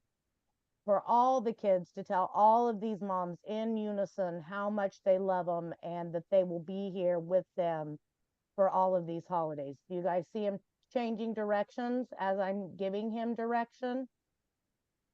Big, huge one, guys. All of you together. Come on. Make it big, big, big. Big as you can, guys. Everybody pour all of your energy into it. Send it all through Leaf. Come on, guys. Make it big. You can do better than that. Come on, guys. Come on. Leaf's like, I'm trying to wrangle them. Come on. Big. Bigger. Please. Can we get bigger than that? Please. Nikki, every time I told Cody to do that when we say goodnight and I love you, every time I told him he'd hit me with the pendulum in my arm. There we go. There we go. We're getting it now. They're not going to be able to go huge because the chain's so short right now. So this is for all of you guys. Big, huge, I love you. And if you haven't bought an actual pendulum yet, if you have a necklace with a heavy locket, a heavier stone on it, you don't have to have an actual pendulum. You can use things that you already have in your jewelry box. You can put a brooch, put a brooch on a chain, on a string if you don't have a chain. But a chain is better because it has a little bit of weight, but a necklace. Bye, Becky. You can do a necklace with a like a brooch, a brooch or a brooch on the necklace. You can do that. You don't have to buy an actual pendulum. But once you get that connection, you'll be like, oh, I need a pendulum. I need a really cool pendulum. I'm going to get me one. And they start speaking to you, and then you'll end up, down. You might become a pendulum addict, like Kathy's an oracle card addict. It happens. They're going really big now, guys. Wow. Tell your children that you love them. They're telling you. My hands starting to shake. Tell them. Love you guys. They're literally telling you right now in real time.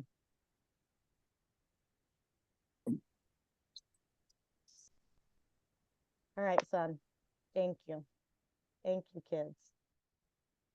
All right. Tell me you love me, Leaf. Good night, Leaf. Thank you. And he switches direction to tell me he loves me. Go around, Bubba. I love you. Can you make it go? There we go.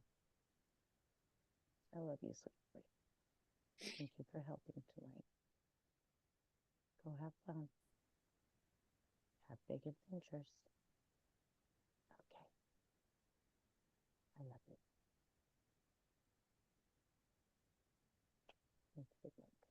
Oh, I have a question, Nikki, about the Yes, pendulum. absolutely. Storing the pendulum. I have it in a little pouch that it came with, and I store it with the lock of my daughter's hair. Is that okay? Yeah, you can start. You're better than I am. Recently, I keep mine in a wooden box, but half the time it's been thrown in a drawer. Other times it's thrown in a jewelry box. Sometimes it's thrown on the side of my bed.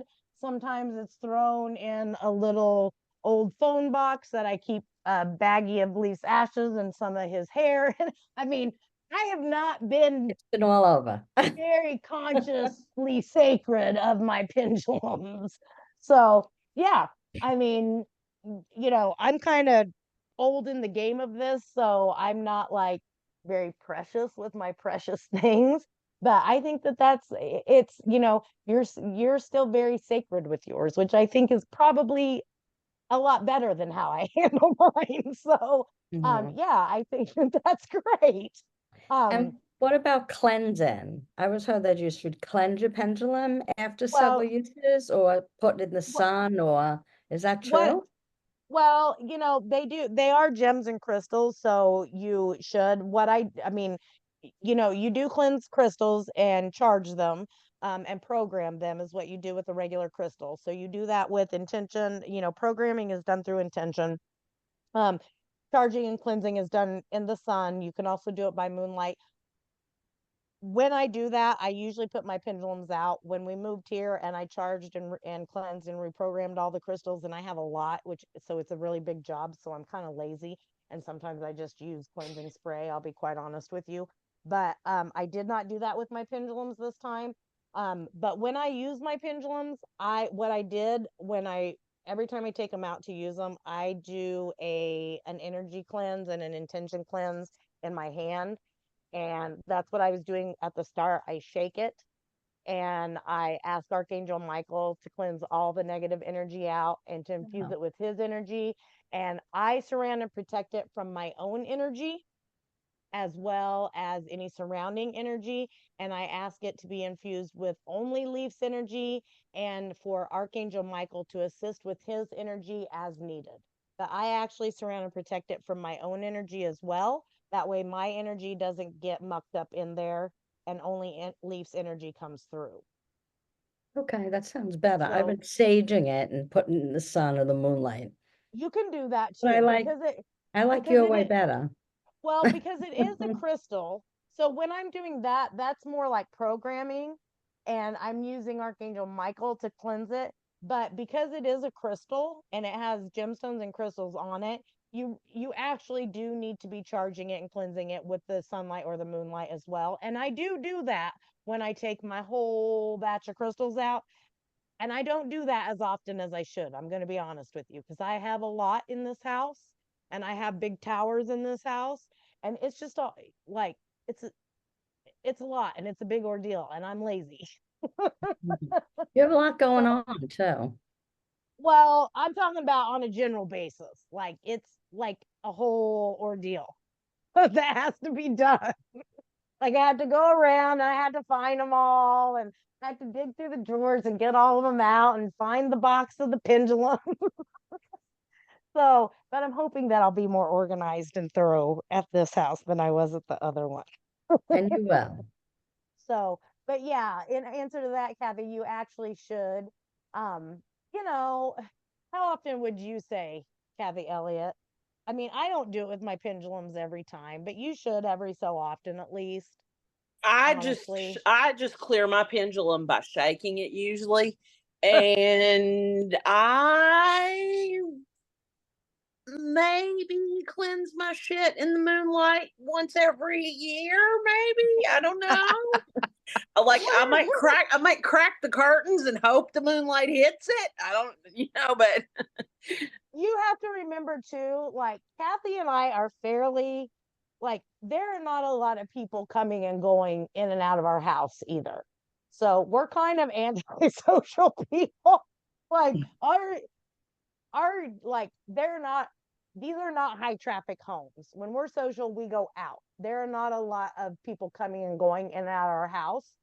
So the energy that our stones come in contact with is our energy, right? So that's gonna depend on your home.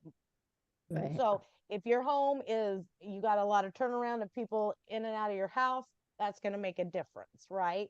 So like Kathy's the only person that really comes and goes in her house. So it's her energy that her stones are absorbing.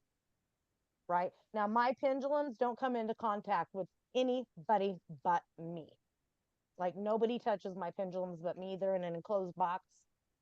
So really me doing the shaking cleansing and my intentional cleansing with Archangel Michael honestly is probably enough. Okay. Yeah. So yeah. Yeah, mine is set in Jules's room in a sacred spot. It's nobody would even know where it is. That's Yeah. probably enough. Now I would throw it out in the sunlight sometimes just to charge it, because crystals have a magnetic frequency and they charge through the sunlight. So that probably wouldn't hurt. And I do throw mine outside sometimes to charge them. Not as often as I should, but I should probably do it more, but I do charge them. But you have to remember, crystals are different than pendulums, even though they're made of crystals, because we are directly, they're a channel through spirit. So when you're dealing with just crystals, crystals are working in a different way than when you're working with a pendulum. When you're using a pendulum, you're using spirit's energy to use it as a communication tool. So the energy that's being utilized there is from leaf or from jewels, right? When you're working with a crystal, that is working at a different frequency with like the vibration of the earth and it's not spiritual communication. So you're talking about two different things going on, right? So yeah. Right. Okay. Yeah, that's a good question though. Thank you. Yeah. You're welcome. Very Nikki. good question. Yeah. My room. Yes. I have my own private room. All my stuff is hanging up and everything. Do I got to keep charging it every time I use it, or just every once in a while? If you're taking a pendulum down to use it, I would be shaking it in your hand and asking Archangel Michael to come in. I would surround and protect it from your energy. I would do exactly what Kathy and I do when we use ours, because you need to be setting intention, surrounding, protect it from your energy, having Dakota's energy come into that specific pendulum that you're using, because you're wanting you're wanting all 5 rays of his energy at that point to come into that specific point of contact and utilizing it in that one pendulum to use it. Okay. Okay. And yeah, because I normally don't have any problems with him coming through, but I was just wondering if it's maybe because of me being on the outside of the room when I'm around other people, the energy. It's good practice just to get into surrounding and protecting your tool for his sake, for your sake, and to call in a higher up to oversee it. So do you call in Archangel Michael to oversee it? I was just shaking it and everything, and that was in the beginning. Now I don't even do anything. I just talk to him. I would be calling in a higher up to oversee it. Okay. That's me personally. I would call in a higher up to oversee it because you're working with higher vibrational light. And for me personally, when I'm working with higher vibrational light, I want to make sure that's protected. Not because I believe in demons or because I really don't give a lot of credence to the darkness, but because maybe there is stuff I don't know, don't really care to know. I don't give a lot of thought to it, but because on the off chance that maybe there is, I always want to make sure I am surrounded and protected. So, and I want to always make sure that my energetic connection with my son is pure and of the light. I always, always, always call in my higher ups to surround and protect me and my son when we are communicating. So if I were you, not just that, but because 3D earth energy is extremely low vibration, and we have people around us, and just the dense ener- energy of the earth population is a lower vibration, and you are asking Dakota to bring his energy down to a lower vibration than what he vibrates at. It's just low. We're just lower, period. The attitude here is lower, ego is lower, grief is lower, sadness is lower. Human beings are lower vibration, period. So we are asking our children to lower their energetic vibration to communicate with us from the get-go, and that alone stands that requires energetic protection. So as his mother, I feel like you need to be asking for energetic protection just in that. So I would call in Big Mike to do that, Okay, I because will. yeah, so I would be calling in Archangel Michael and asking to surround and protect that energetic link, because you are asking Dakota to come down to a lower vibration to be able to communicate with you. And to protect him and protect me. Got it. I Okay. would. All right, thanks. You're welcome. One So- quick question. Yeah. Like, we all have deceased children or children that embody are not here any longer, but they're with us in spirit. Do you communicate much with your other family members? I don't directly communicate with them, but I have more of an awareness of them now. So, I don't directly communicate with them. They do now sometimes dream visit me. Um, I have an awareness of them now through other clairs. I will now. I smell my grandmother's cigarette smoke now. I smell my granny. My granny was my granny that had the crystal ball and did the bingo. She was a little old lady beautician. So she had this little bitty shop, and Aquanet, right? Like, she was an old lady beautician, the little old gals that went to the beauty shop to have their blowouts and everything done once a week, and they didn't wash their hair the whole week. They just went and had her do it, and then had the whole Aquanet thing. Like, so I will smell this overwhelming smell of this horrendous hairspray. So I'll get that smell sometimes. And also what they do is this is bad too. They will give me cravings of things to drink or eat now. So I hate tomato juice, guys. 2 weeks ago, I started fucking craving Bloody Marys. 2 Bloody Marys my entire life. 2 weeks ago, I don't drive. And I drove to the damn store and I bought everything to make Bloody Marys at home. And I made the best damn Bloody Mary. I think I could go be a bartender and make the best damn Bloody Mary on the whole face of the earth. And I drank them for 2 straight weeks. I drank one Bloody Mary a night. I don't even like tomato juice or Tabasco sauce or Worcestershire sauce. Drank them for 2 weeks. I told my mom, I said, who in this family that's dead drank Bloody Marys? Because I've been drinking Bloody Marys, craving them.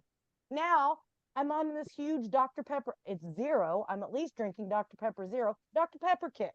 Well, lo and behold, who sat and drank Dr. Pepper every single day? That's all she drank. My Granny Joe, a little tarot reading, crystal ball loving, aqua hairnet spraying Granny Joe.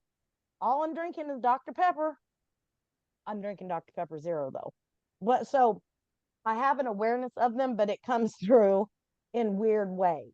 But do I directly communicate with them like Leaf? No. Now, my Granny Joe, I do get telepathic stuff from her, but it's in blip. Like, it's very short, right? My other grandparents, like my grandfathers, not they're very much in the background, but they were very much in the background as they were here. Like, sometimes they were both alcoholics, but sometimes I'll catch a whiff of their bourbon, like their bourbon breath. But otherwise, no. But you have to remember too, Kim, like when I opened up my awareness, my sole intent in opening my awareness was to communicate with Leaf, period. No one else.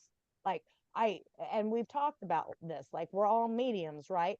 I could have went on and developed and been able to talk to all the people, all the things, but my sole intent was to be able to communicate with Leaf. Now, I've had Parker pop in, Sophie pops in, you know, I've had I have an awareness of different people's kids when they pop in, and they do, but my intentional awareness is with Leaf. Yeah, my mom passed a week before Austin, and I just miss her so much. No, you can develop your awareness with your mother, absolutely. Yeah. Absolutely you can.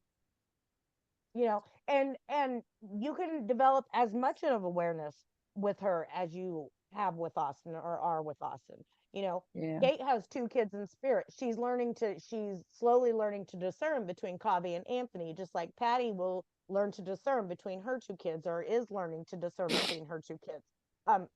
They'll each have different tells. So, you know, it might be that your mom sends this sign and Austin sends this sign, or your mom sends this angel number and Austin sends this angel number, or your mom sends this song and Austin sends this song. Okay. Or she'll come in telepathically, and you'll hear her in your thoughts on your left side, it feels like, and you'll hear him on your right side, it feels like. You'll start to discern those 2 things, but you have to become aware of where it's coming in at. Does that Right. make sense? I gotcha. Yeah. So open up your awareness to, like, when you hear Austin in your thoughts, start paying attention to where it feels like it comes in. Does it feel like you're thinking that thought that is actually him telepathically communicate? Like, does it feel like it sits on the right side of your brain, or does it feel like it comes in on the left side? Right. Okay. Good question. So Nikki, I got a question for you. With Yes. the pendulum, why do you just have one specific 4-leaf? Like, is there a reason for that, or just because that's what you want to do? Because I'm neurotic. So it really, like with Kathy, do you do like your pendulum with just your daughter, or do you do your husband as well with the same pendulum? I do both of mine with the same pendulum. Although I have I'll turn, this is my shrine wall, if y'all can see that, and I have these round picture frames of Sophie, and there are 2 pendulums hanging from that picture frame. One of them was Sophie's pendulum and one of them was Michael's pendulum, and they will sometimes start those things swinging when I don't even have my pendulum out. Right. So they communicate with me through those pendulums too, but I stick to just the one because I'm weird and I love this one. It's copper and it has all the colors because I'm like Alex. I'm about the rainbow in the world. And I just really, really, really was attracted to this one. So I use one for both. Okay. Thank you. And really, Peggy, I started out, like, for the longest time, I wouldn't even use a new pendulum. Like, I was gifted the very first pendulum, and it wasn't even a real crystal. It was this little chintzy $2 pendulum, and I used it for like the first 4 years, and then Leaf drew me to the second one, and that's the one that I just used. And until it breaks or something, I'll use it forever, even though I'll collect all kinds of beautiful ones. I'm just like, that's his pendulum. And it's Yeah, possible you it's feel the possible that connection. your children may not like communicating with a pendulum. Like Sophie, the very first holiday program we did, Kathy Westdyke came in and she and Chris demonstrated the divining rods, and I was having really good pendulum connections with Sophie, and I was like, "Whoa, divining rods, I'm gonna get me some of them." I ordered them that night from Amazon, and when they came, the only thing Sophie would say was no. No, no matter what I asked her, the answer to everything was no. And So she was she not wasn't having doing, any yeah. part of those.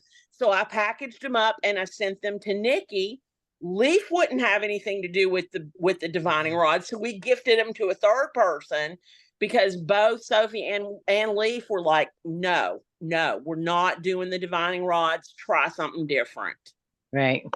So And you may have to truly- try other. It's just like the energy exchange. You have to find the thing that your child likes the most. And truly, it was probably because Sophie and Leaf were both like, dudes, come on now.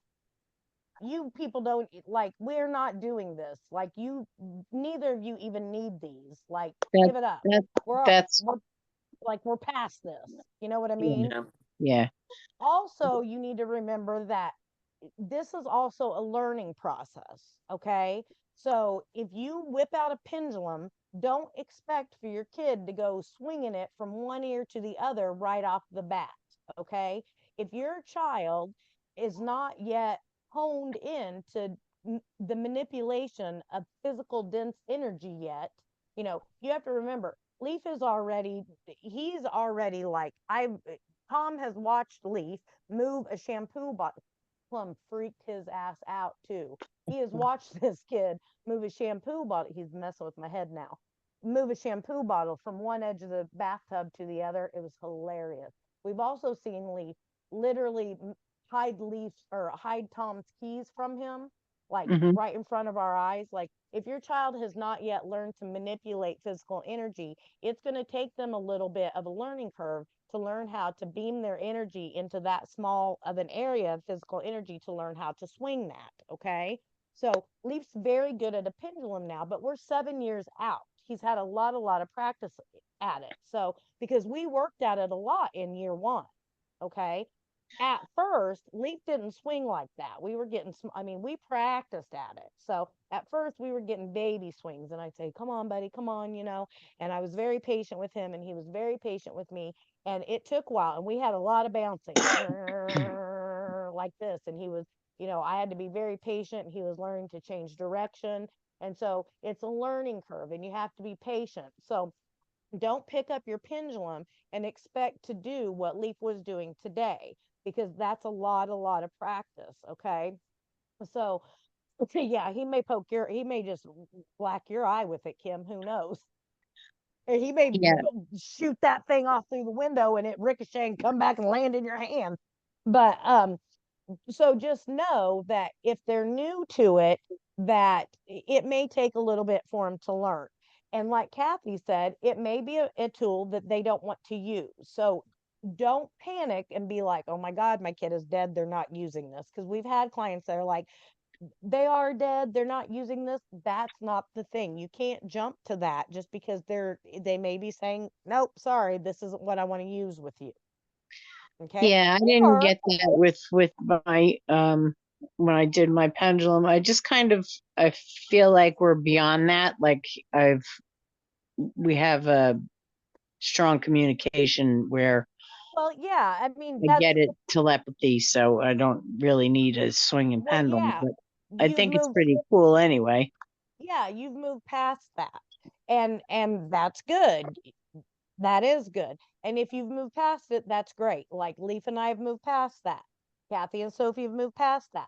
But that doesn't mean, Peggy, if you get in a place where, here's the deal, you've moved past that with Mikey, but when you're in a place where you're in a low vibration and you're struggling with life, it may be time to pull that out and connect with your team.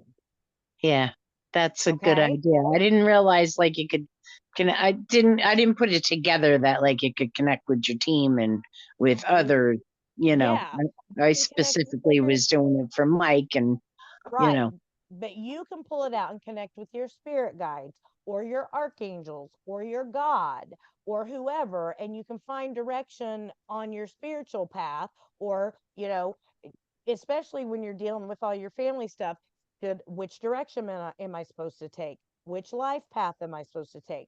So, but for those of you that haven't used it with your kids and you're still using it, and you still are having the grief waves or the missing waves, for moving forward in your healing journey, do not be afraid to take it out and say, hey, are you here?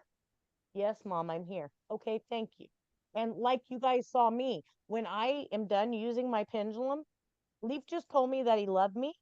Like, your kids literally just were sitting and telling you that they loved you. And I said, hey guys, your kids are telling you they love you. And I said, tell your kids you love them back. And you all just sat there. No, I said I love you. Yeah. Maybe you didn't hear that. In my Y'all need to head. be saying, Yeah. I love you too. Yeah, I heard. I did. At the end of it, I take my pendulum and I say, I love you too, Leaf, and I kiss it and I put it away.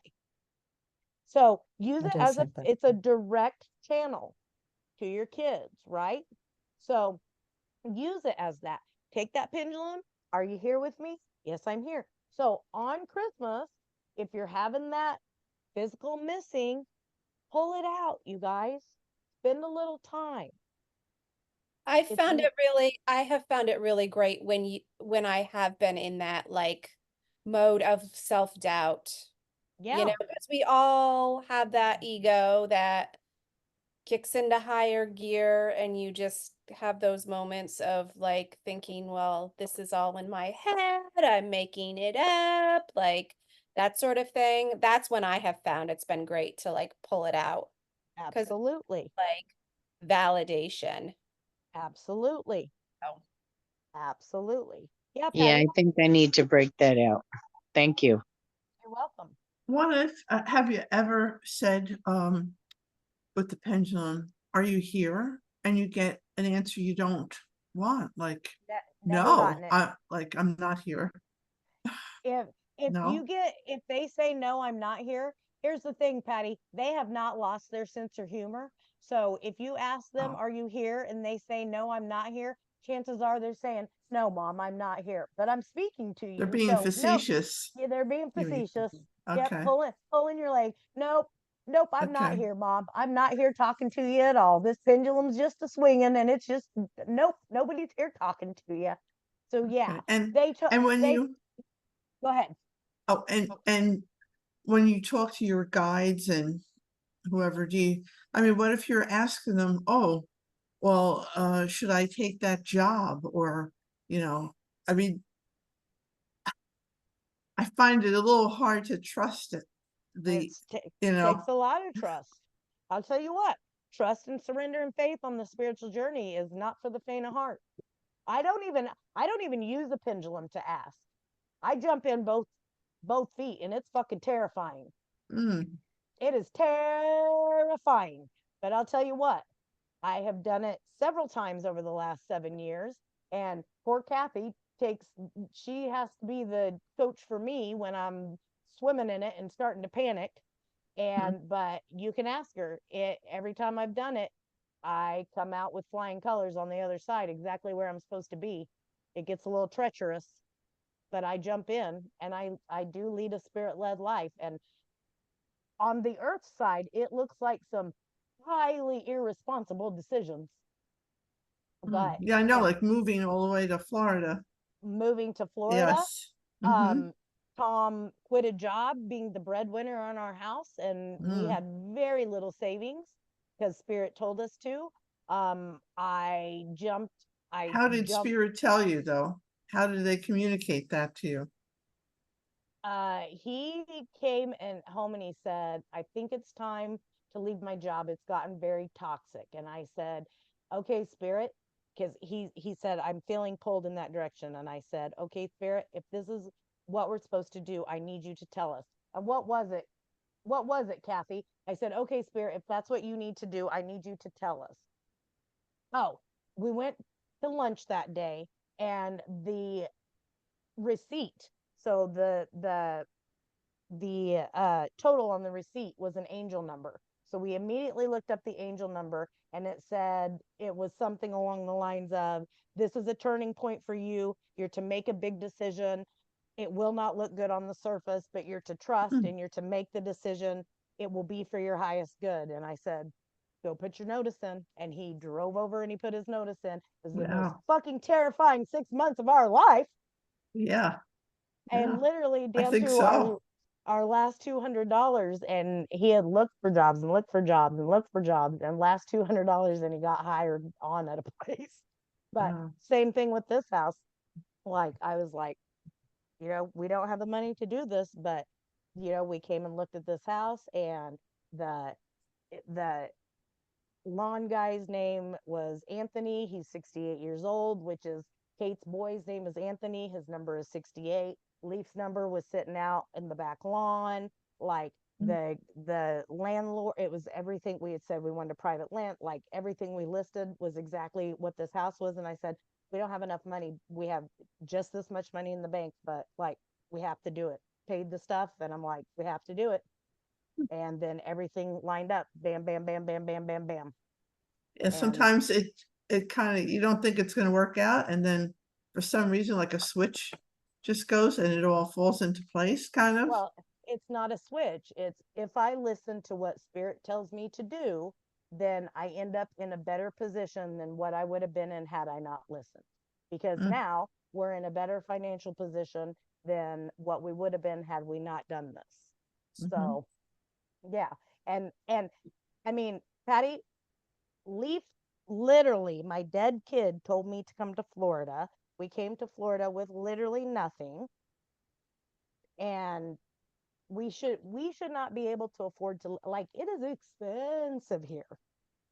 Like, we should not, I mean, we should not be able to afford to live here, but we have never done without here.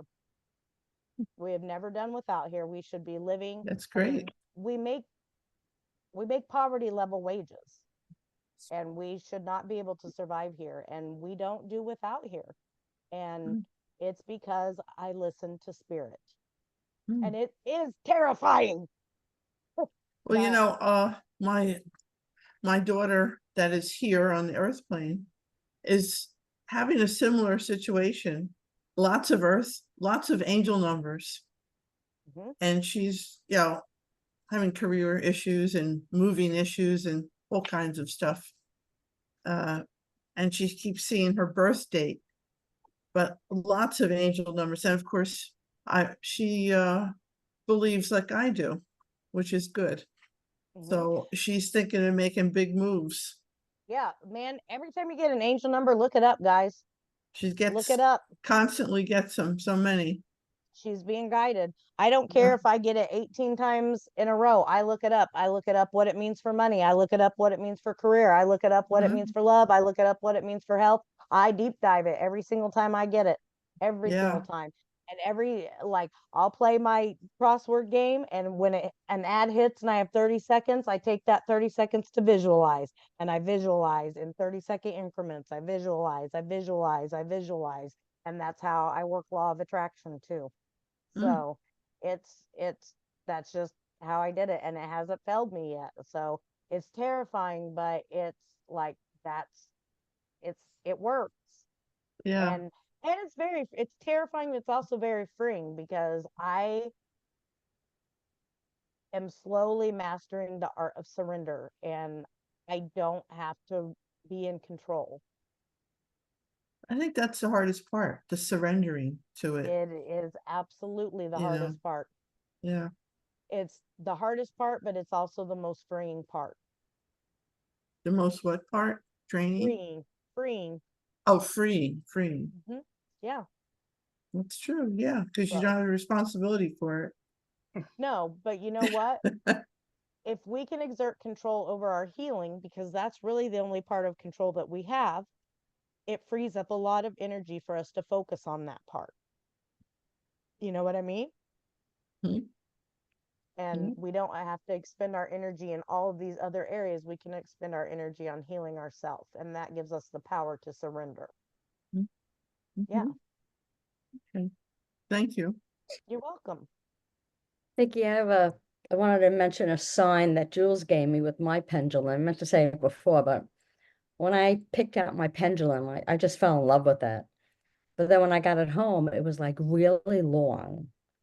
And my arms are really long. And I'm like all the way up here. And I'm like, oh my gosh. So you're like, my arms are so tired. I mean, I had like an ache in my shoulder. And I'm like, oh, Jules, I think I made the wrong choice. And you know, I got through it, whatever, and I put it away, and I didn't use it again for like 2, 3 days later. And when I took it out, it was the funniest thing. And my husband was with me. She put a knot in the pendulum. How funny. She put a That's knot in the awesome. chain, and it was Mhm. still a little long, but I just bend the top over, and it was perfect. Like I could never change this pendulum. She It's like fixed it she's for you. like, keep it. I love it. It's your amethyst, it is, which is my birthstone. Mine too. But it was one of my first signs from her. And I was like, it's Awesome. like, you didn't do that? And I'm like, no, I just put it back in the bag it came in. She's like, I So got you, Mom. it was such an awesome sign for me. And it was like, oh my gosh, thanks, Jules. Well, yeah, she fixed it for you. She fixed it. It's perfect She now. did. When is your birthday? February 25th. When Mine is is your February 2nd. okay? My girlfriend's is February 1st. Yep. We are Aquarians. We're a little neurotic. I fell under the Pisces. Oh, you're Pisces. So I'm like the fish freaking You swimming are. both ways. Yep. Yep. You still got some of that neuroses in you. It I bleeds sure- over. I sure do. Yeah, so that All was right. fun from her. That's awesome. Yeah. Does anybody else have questions about pendulum talk? How many of you who haven't tried pendulum are going to try it? Good. Awesome. I think it's a great tool. And remember, don't get discouraged if it doesn't happen off the bat. Just keep working with it. It really, really is just it's just such an easy tool. And it's not like you have to sit down. You can use a pendulum map. They're amazing. I mean, like I said, Kathy and I, there's a gal in the Healing Warrior Parents group that she's had amazing conversations with a pendulum map. But the thing I like about it most is, like Kathy said, how she and I both used it for just a quick, like, hey, are you here? Hey, are you here? Like, it's just such a great, quick, like, reminder if you need it, on the bat, on the go. So, and you can use it with pets too, Lynn. Like, you can use it with your pets too. You can call your pets in if that's something that you want to do. So remember that as well. So any questions or comments about pendulums?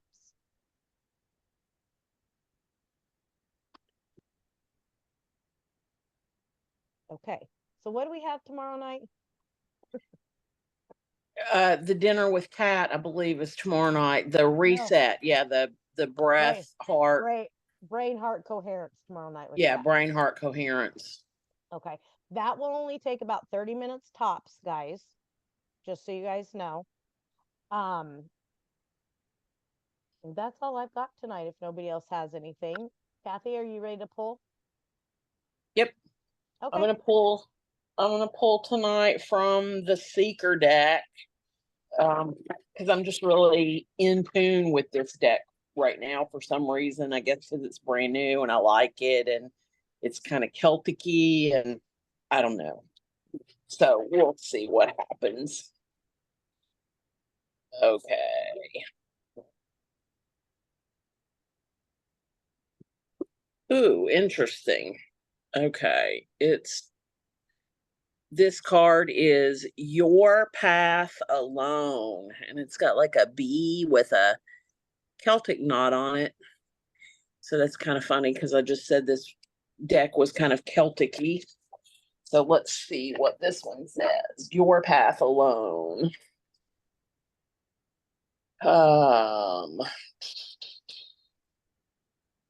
The only thing I don't like about this deck is the cards are not numbered, so you just have to look in alphabetical order. Okay. The blue-banded bee is a solitary soul and also a creature with a specialized ability to buzz pollinate a variety of plants that require its skill in order to reproduce. It is small, often unseen, and vibrates on a level like no other. With its natural gifts, we humans would be without its natural gifts, we humans would be without a number of much loved fruits. Not only does the blue-banded bee serve an important purpose, it works hard to continue its line. Using its mandibles, the blue-banded bee digs a burrow into clay or sandstone where it lays an egg. All that it lives and works for is stored within. Although they often congregate together, the blue-banded bee is not part of a hive. It works alone, doing what needs to be done. While being part of a family or community can provide support and security, some paths must be walked alone.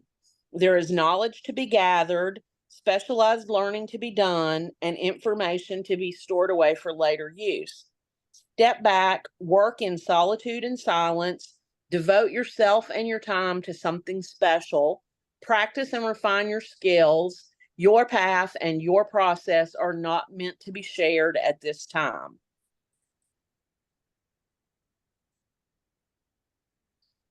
So I think that's kind of, that kind of goes in, because as y'all know, we have commonalities among us, but we also each have a very individualized path. And I don't know if you guys saw the video of a poem that I think it was Kate posted it in the Healing Warrior Parent group today. It was a poem that a mom had written, a mom of a son in spirit, and one of our members really took offense to that poem because the poem was about sons and she had a daughter in spirit. So we all have different paths. They're kind of similar, but they're different at the end of the day. And Nikki and I can impart all these tools to you guys, but it's up to you to use them in your individual relationships with your children, because none of our relationships with our kids are identical. So we can use the same tools, but they're all going to be a little bit different for us. We have different nuances. Yeah. Basically. So one of the things that, and it's kind of a catch-22. So you hear a lot in the grief community, and the sad thing is that people have, it's gotten turned into almost a protective mechanism to grieve, which pisses me off a little bit, is that, well, the grief journey is your own. Everybody is to grieve in their own way. And while that's true, there is a commonality on the path to healing. Yes, we all have nuanced grief. We all have our own individual path, but there is also a trodden path to healing that we can light the way to. That's why we all come together and we have a certain set of tools that we can all use. Like Kathy said, though, within the use of those tools, we have to find a certain way to apply them to our individual nuances. That's one of the things that I do in private sessions, right? Like when Angie's worked with me in private sessions, we take her experience and we go into her personalized experience and we work the nuances of her personalized experiences with Turk, and we mold those tools to fit her experience, right? They're the same tools, but we mold them to her personalized experience, but they're still the same tools. We just mold them to her experience. So I think the card is very fitting. I think Kathy hits the nail on the head that even though we're all walking the same path, we do have cracks and crevices and nooks and crannies. They're all different sizes and shapes, but we still all have them, right? So, okay, Andrea, we'll see you later. We have a big full week. So I think it is a very fitting card. I think you hit the nail on the head, Cass. All right, so I actually have enough energy tonight to close out. So that's the good news. I can lend some energy for those of you that want to stay for the closeout. So let's take a nice big deep breath in. If I still remember how to do it. Close your eyes. Get relaxed. And repeat after me. Archangel Michael. Archangel Michael. Archangel Archangel Azrael. Please come down. Please come down. Cut all energetic cords Cut all energetic cords that drain me, that drain me, that feed me negativity. that feed me negativity. Cut the cord from my ego. Cut the cord to my ego. Cut the cord from my physical pain. Cut the cord to my physical pain. Surround and protect me Surround and protect me in divine white light. in divine white light. Thank you, and so it is. Thank you, and so it is. So it is. All right, let's get those hands moving, get some energy flowing.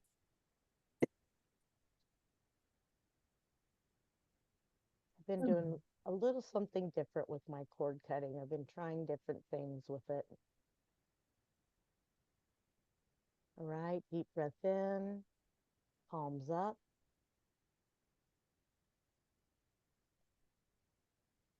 Deep breath in, eyes closed.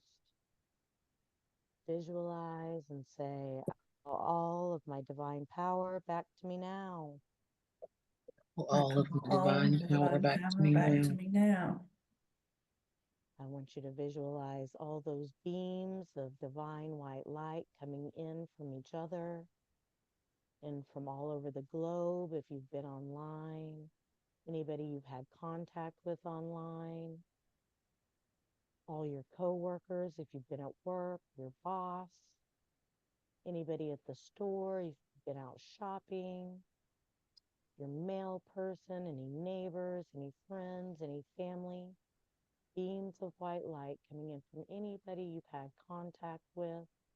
They meet, center at the palm of your hands, and they melt together, and that white light spreads through the palms of your hands like white lava, and it moves to each tip of every finger as it begins to flow down into the cavity of your body through your wrists.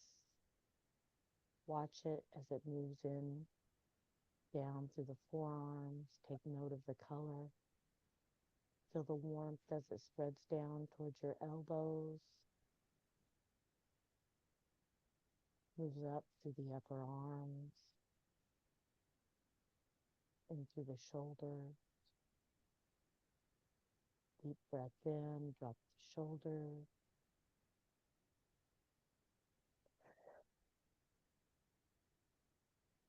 As it spreads in through the chest, moves its way up into the neck,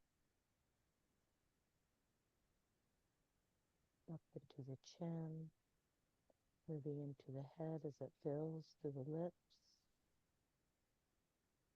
to the nose, to the eyes,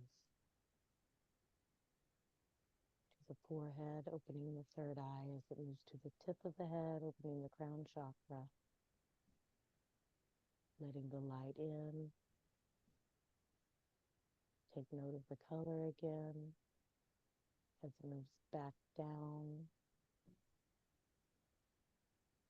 to the upper chest, moving down through the heart space. Deep breath in.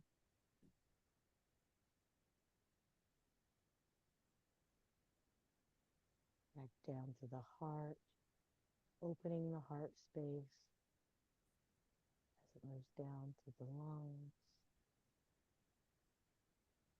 as it moves through the chest space, opening the chakras, as it moves downward to the upper abdomen. Feel the warmth as it spreads down to the lower abdomen, into the hips, removing remnants of grief, removing tenseness, stiffness through the joints as it moves into the pelvic girdle, into the upper thighs, filling the legs down to the knees, Spreading down into the calves. Watch it as it moves down into the lower legs, into the ankles, into the heels. Feel the warmth as it spreads into the feet, to the tip of every single toe. Deep breath in.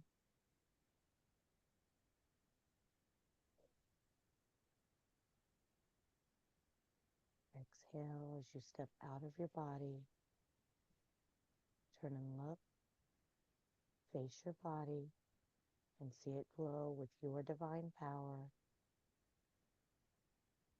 This is the power that connects you to self and to your child and to your source. Take note of the color. See how it glows. This is your true self, your highest self without ego. Step back into your body. Feel the warmth of it again. This is home. And say thank you, and so it is.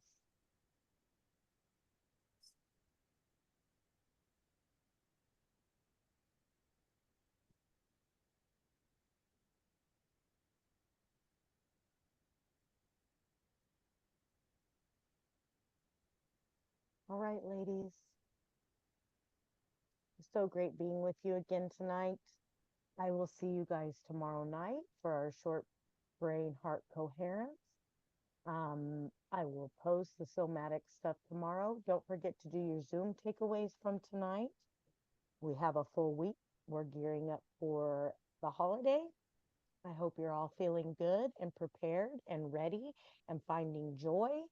And I think we're ready. So Good let's night. do this. Good night. We'll see you All right, all good night. tomorrow. Good night, everybody. All right, take care, everybody. See you Good tomorrow. night. Okay, bye-bye.